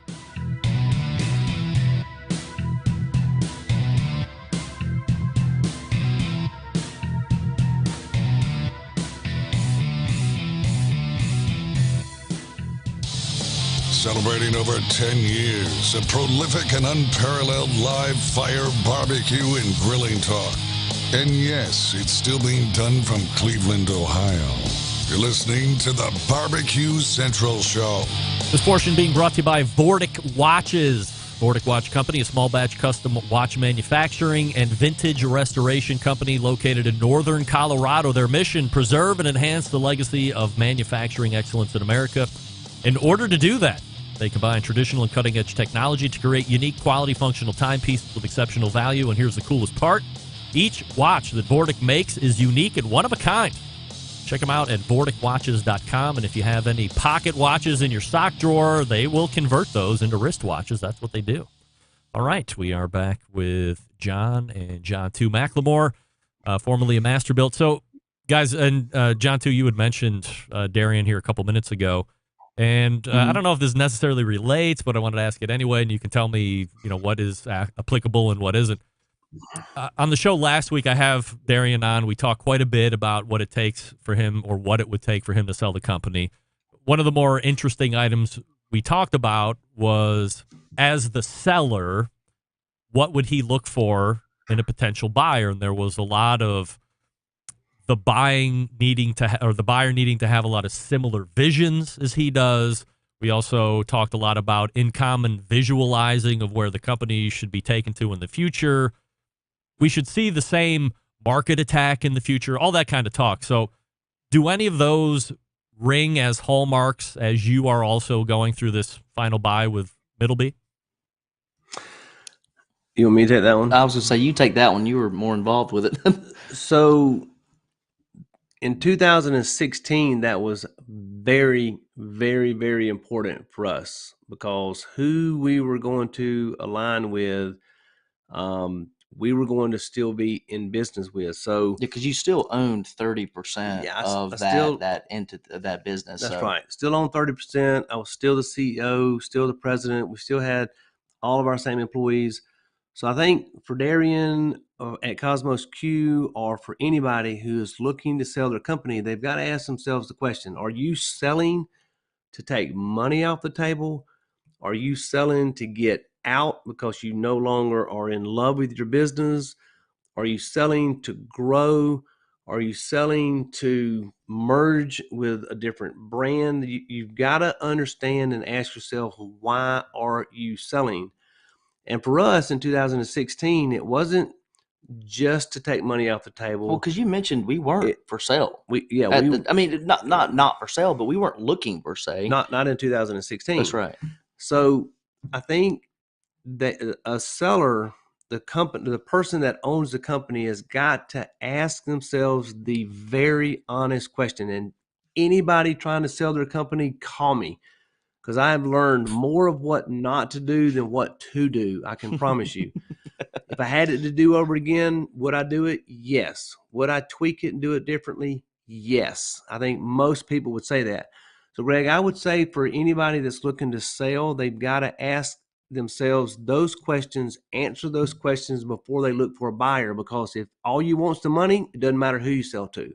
But if you're looking for a partner, if you're looking for somebody that you're going to stay in bed with and you're going to grow with, you've got to have somebody that is going to align with your values and allow you to grow your company while still being in love with what you've always done. Yeah, and especially because I'm kind of going back to Cosmos. I say Cosmos. I know Darian, but Darian, when he mentioned, well, am I hanging on for 2 years?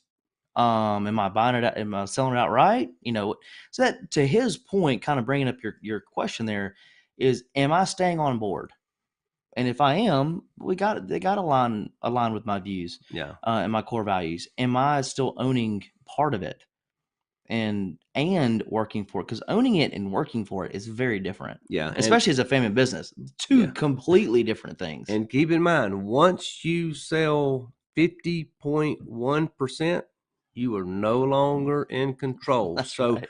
So somebody, I've had disappointments over the past 5 years. You're going to go through those ups and downs and those roller coasters, and a business is like a roller coaster, but we always pay to get back on the same freaking ride, and we always love the thrill. But I would tell people, if you do not want to give up control, do not sell your business, and do not complain when you go through things that you don't agree with, because you are the ones that agreed to give up control. Yeah. Yeah, I'm learning here now that perhaps my perspective, this is great to hear from your side, because you're talking about angles that either Cosmo wasn't bringing across or I wasn't hearing them, or, whatever the case is. But to me, selling the business means I just want to get the most money I can, and then that's it. I'm walking off and away we go. But then you're talking about selling in order to grow, or selling in order to align with somebody else that can help you achieve a vision. And these are things that typically I'm not thinking about when I'm talking about selling. So it's great to get that insight. Yes. Well, all of that matters. And there's a big difference when you're not for sale, like we were in 2016, and you end up selling because we found somebody that aligned with what we wanted to do. So we were selling because we wanted to grow, we wanted to secure the business. It actually, a lot of people don't know this, but it actually benefited a lot of our team members. Versus when you're a minority owner and your majority owner decides to sell, you kind of have no choice. Yeah. I.e., when we sold in 2021 here. But we're super grateful and blessed because we align with Middleby, and we're super happy for that acquisition. Yeah. So there's, to your point, there's a lot of different angles to it. I would say, I don't know if there's a perfect stat out there that says people sell for whatever reason. I would say people hear about most of the time when somebody sells for a lot of money, because that gets the paper, that makes the papers. But some of the best acquisitions are when you align with core values and you sell to a unaligning company that helps you grow and secure the business. That's the ideal sale. Yeah, which is really hard to do. And we've sold twice, and the dollar amount that we sold for twice is never really discussed more than it is how we did it, who we did it with, how it helped us grow, who we've met in the process. Was it perfect with Dominus? No. Would I do it again? Yes. No sale is perfect. Have I met great people? Absolutely. Still very close friends with the chairman of our board. Having meetings with them in the next couple of months again, even though I'm no longer CEO.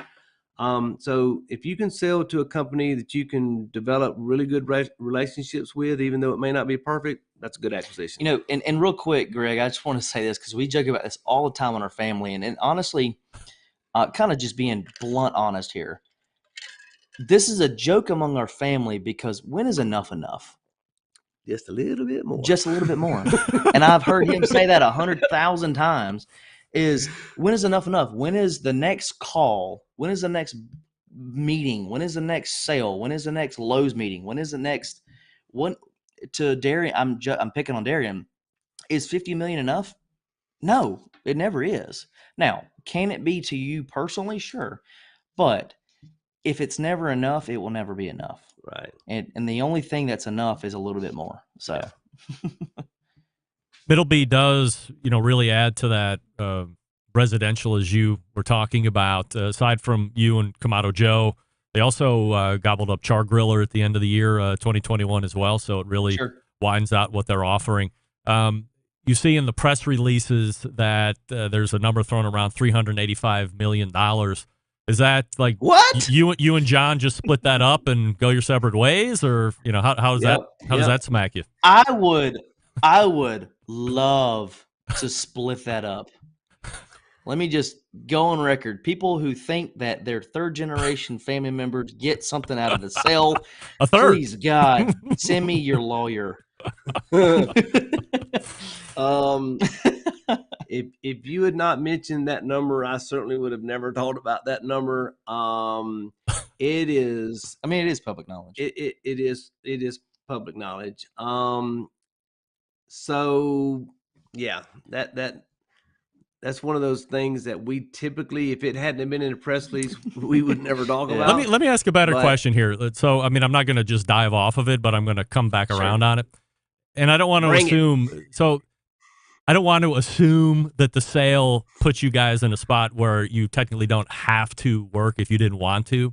But now that you are both free from the normal day-to-day stuff that comes along with running the Masterbuilt business, what are you looking to do next? So that's why you need to always love what you do. Greg, do you know what the perfect job is?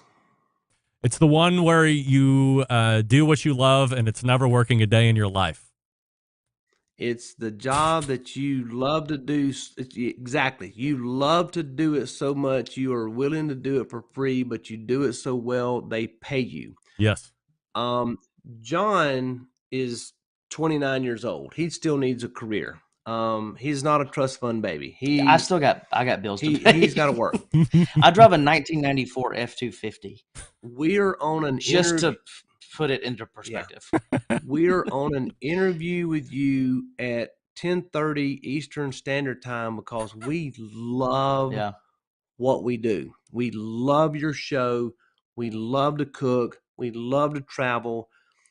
We just did Super Bowl for Fox and Friends. We did Daytona. We're going to do Talladega. I'm not doing it for the money, although the money is fun.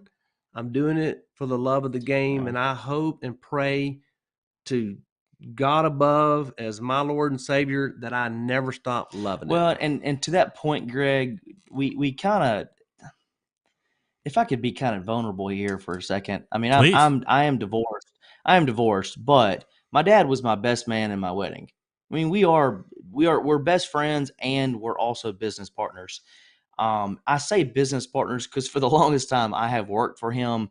It's actually kind of a unique relationship now because we don't own Masterbuilt per se as a family, and we're sort of in business with each other as much as we've ever been now. And I say that because we've sort of started this new McLemore Boys project, which is kind of a playoff of my dad and my Uncle Don back in the 90s and 2000s.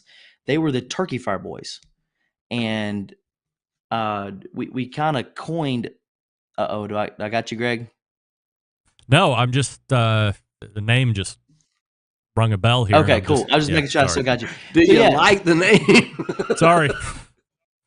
No, you're good. And we're still coining some of the is it the McLemore Boys? We're kind of, it's a little bit new for us. I mean, this is a 2.5 month project that we're still figuring out that I've been doing for 20 years. He's been doing it for 40. And now that we're father and son doing this, we've got all this experience. It's kind of like, what do we do now? Yeah. To some degree. Because before this, we weren't father and son. Just shut up. When did that start? And you're my son?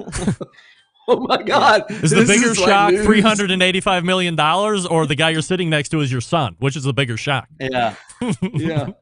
Well, I would hope there's one anyway. Yeah. But no, so we're super excited of this kind of next venture because we have all these great contacts. Yourself, we know Darian, Cosmos Q. They send us, free Rub jalapeno, sauces, No, not. honey. I wing was going to dust, say not rubs and spices, but yes. And then we marinades. know Ryan Lane and Lane's Yes. spices, marinade. I was saying marinade. I couldn't think of the dang word. But we actually gave Cosmos Q their honey jalapeno marinade a shout out on Fox because it's a phenomenal sauce. Well, the point there is we worked probably 6 or 7 days for 4 minutes on Fox. And I mean, does it get you somewhere? Sure. Does it get us a bunch of followers on social media and stuff? Not really. Yeah. But we freaking love doing it, man. Yeah. So we love cooking. We love the whole process of doing it. We love being around family. So my wife had some girlfriends. We were all watching a softball game. This is years ago when I used to do a lot of QVC, and we were doing Fox and Friends. We were traveling, doing a lot of TV. And one of my wife's friends said, "What is it like doing like QVC or being on Fox and Friends?" Without hesitation, I said, "It's sort of like sex." Hush. Fell over. I can't wait to hear this. I'm terrified. My wife is one of the 15 ladies that are like all cued in on me. He's like, how is QVC and being on TV like sex? I said, it is months and months of preparation for just a few minutes. That's right.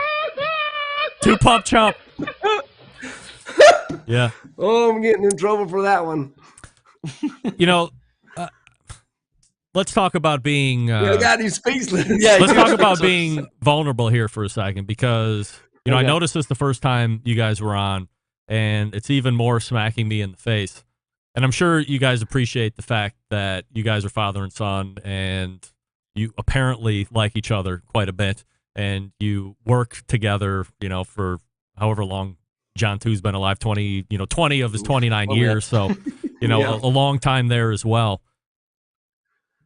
John, when you look at John 2 and you see how he has developed into business, it grew within the Masterbuilt confines, and now is going to be taking on the next challenge. What do you see for him? And then also as a father, how proud are you of what he's been able to accomplish under what has to be incredible shadows and boot fills to be in now as a third generation? It's got to be overwhelming. It kind of is. I had dinner with my dad actually tonight before this interview. Dawson McLemore founded Masterbuilt back in 1973. So I had some pretty big shoes to fill with him. He is my best friend as a dad. So super proud of John too. Looking forward to the next journey that we're going to do together. And I can tell you, we are looking for a career for the two of us, looking for more of a career for John too, certainly on the financial side more so than me. And I enjoy doing it because for the past, 14 years, since he was 16 years old, coming right out of high school, starting at Masterbuilt, we've always worked together. It's the only job John's ever had working at Masterbuilt with me. It's the only job I've ever had for 49 years at Masterbuilt, still trying to continue that legacy with the Masterbuilt, family brand. So yes, could not be prouder. I see the McLemore Boys and what we're doing, continuing that legacy. I will tell you, as long as we're having fun, as long as we're building relationships, as long as we're meeting new people, continuing relationships like you, I'll do it until the day I die. So couldn't be more prouder of him and couldn't be more prouder to do it together. John, too, what's it like to be in a relationship like you have with your dad? You look at maybe a bunch of guys that certainly there's a bunch of guys that, I'm 20 years older than you are, but there's a lot of regret. There's a lot of people going, or maybe not regret, just my dad's a dick, or I don't like hanging around, or we get together around the major holidays and it's a force to even do that. Talk a little bit about the relationship you have with your dad and what kind of a mentor he's been for you and where he's been able to straighten you out and make you learn some things, and maybe where you've been able to help him. I would say it's I'm great. It's been gratefully difficult. I mean, that's the kind of God honest truth, because when you're best friends with your dad and you also work for him and with him, he's your biggest fan and your biggest critic. And when you're a lot like each other, I would say for those out there that work for their father, the relationship works because you, the third generation or the younger generation, make it work. And I say that because a lot of the younger generations, they have too much pride. They think they know better. They think they know more. And I would say it takes a lot of self-restraint sometimes, because it takes time to kind of wait for your turn.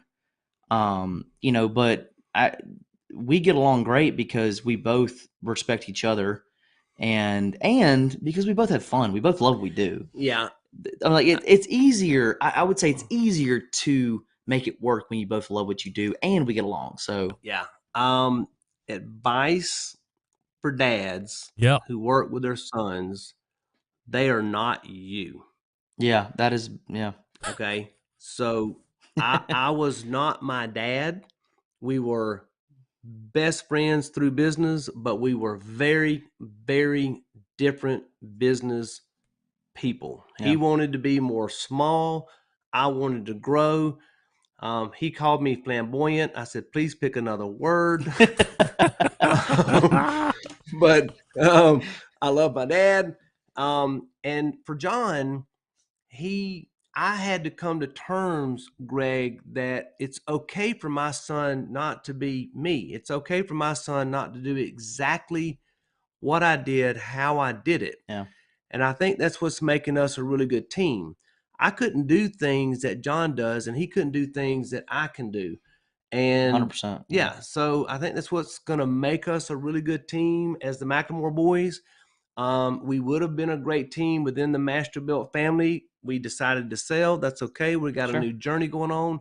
So I think for all the fathers and sons or brothers or partners that are out there, don't expect your business partner, especially your son and or daughter or family member, to be you. Let them be their own person, develop who they are, and be an asset to what you're trying to grow. Because if you try to make them who you are, you're both not necessary. And I can speak towards your relationship with my Uncle Don. Y'all are best friends. Y'all never had an argument in 15 years of owning a business 50-50, but very different skill sets. Yeah. And what made it work was not just they respected each other, but they were understanding of their skill sets. Yeah. And we worked together, even on a small scale. We work because we understand our skill sets. I had the call with you, Greg, to set up the mic, right? Oh, that's a microphone? Yeah. And I'm the technology. I'm the younger generation, right? And Dad, to be honest, greatest salesman this planet's ever seen. If we want to land an account, you send this guy. I'm a good salesman, but I probably don't have quite that, tenacity on that side of it, but I have a different skill set. So we balance each other out in a lot of ways. And I think it works because we understand that. We don't try to force it upon each other. Yeah, I agree with that. So as the McLemore Boys, you are happy to represent Masterbuilt, but you're not under a similar obligation as you would be as owners and media folk and all that stuff, being invested in it day to day. So can somebody just contact you and say, hey, we'd love to put something together outside of Masterbuilt cookers, or what does that look like opportunity-wise for you? Well, I mean, it's got to be within the Middleby umbrella. If it's, obviously anything to do with grills or smokers or turkey fryers, we're going to stay within the protection of those brands. But if it's outside of that, absolutely call us. Yeah, I mean, like, for example, we don't have a partnership per se with, say, Cosmos Q or Lane's Barbecue, Ryan Lane out there. But we exchange, product together. But for that example, we don't sell a spice. We don't sell a sauce. So in that kind of environment, definitely we're open for contact. But in that case, you can reach us. Obviously, our personal Instagram or Facebook, John McLemore, and or I'm Mr. McLemore too, and he's John McLemore. Yeah. But our McLemore Boys is the McLemore Boys. Yeah, and on all social channels. You can call me on my beeper or check me out on MySpace. God, my Lord! Check me out on MySpace. Wow. Yeah. You and Tim, the guy that founded it, are still the only guys checking MySpace. I love it. So look, here we have John and John 2, or John and John McLemore. The McLemore Boys is the website, themclemoreboys.com, or you can check them out on Instagram as well, like they just said, for opportunities if you're looking to get with these guys. A lot of experience in many different fashions and facets. So, guys, I really appreciate the conversation tonight. A lot of deep digging here that you certainly didn't have to bear as much as you did, but I certainly appreciate that. And what I found here in the first quarter of 2022, this isn't a business podcast by any stretch of the imagination, but man, we've had some big captains of industry here in the first 3 months that has turned the Barbecue Central show into the Barbecue Central Business Show. And I'm just very appreciative that you are free to share the info and continued success. When you're ready to promote whatever it is you got going on, please feel free to get in contact so we can do it again.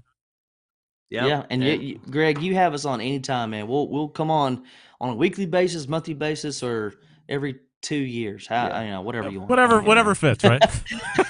I'm just picking on you. Yeah, we do appreciate you, and congratulations on your success, man. You've been killing it. I appreciate it. All right, guys. Well, have a great night, and thanks again for coming on. We'll talk soon.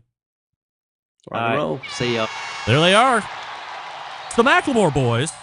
McLemoreBoys.com. That's McLemore, McLemoreBoys.com.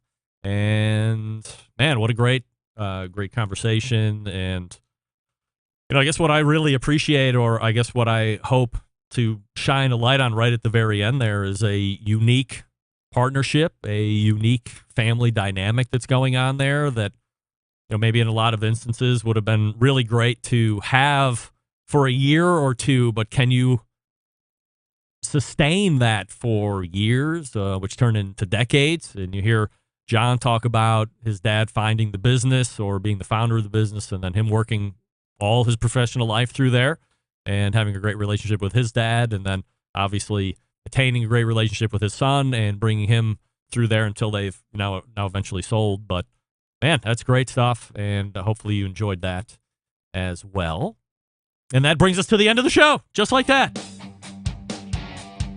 All the way back in the first hour, we had Meathead, AmazingRibs.com, talking about pastrami, talking about corned beef and how you could do that. Still a little bit of time if you want to try and doing your own with a brisket, but time is running short, so don't wait too long.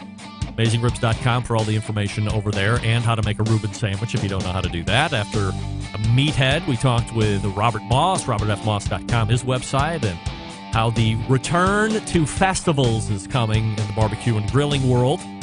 We also talked about how it was kind of funny that the Texas Monthly Festival is going to be taking place in Lockhart, and there was not one top 50 from Lockhart. Second hour, John and John McLemore, or John McLemore and John 2 McLemore. The McLemoreBoys.com, their website, if you want to get at them and seek some partnership or spokesperson opportunities. These would have to do outside of the live fire cooker aspect, as they had mentioned there at the end. But if you're interested in seeing what they might have going on, or if you have questions about business, or you're in a similar setup and you would like to improve the dynamic that you have, it appears that John McLemore is more than willing to talk if you reach out. So that's great. Great resource for you. And we'll look to have them on again a little sooner than 2024. We could say it like that. Big show planned for you next week. Steven Reichlin is coming aboard. We also have 3 other guests that Mr. Jonathan from the Cigar Authority will be making a reappearance, as well as 2 other guests. So big show planned for you. So how do I leave you each and every week? September 11th, 2001. I will never forget. Until next Tuesday at 9 p.m. Eastern, this is your program host and proud U.S. American, Greg Rempe. Good night now.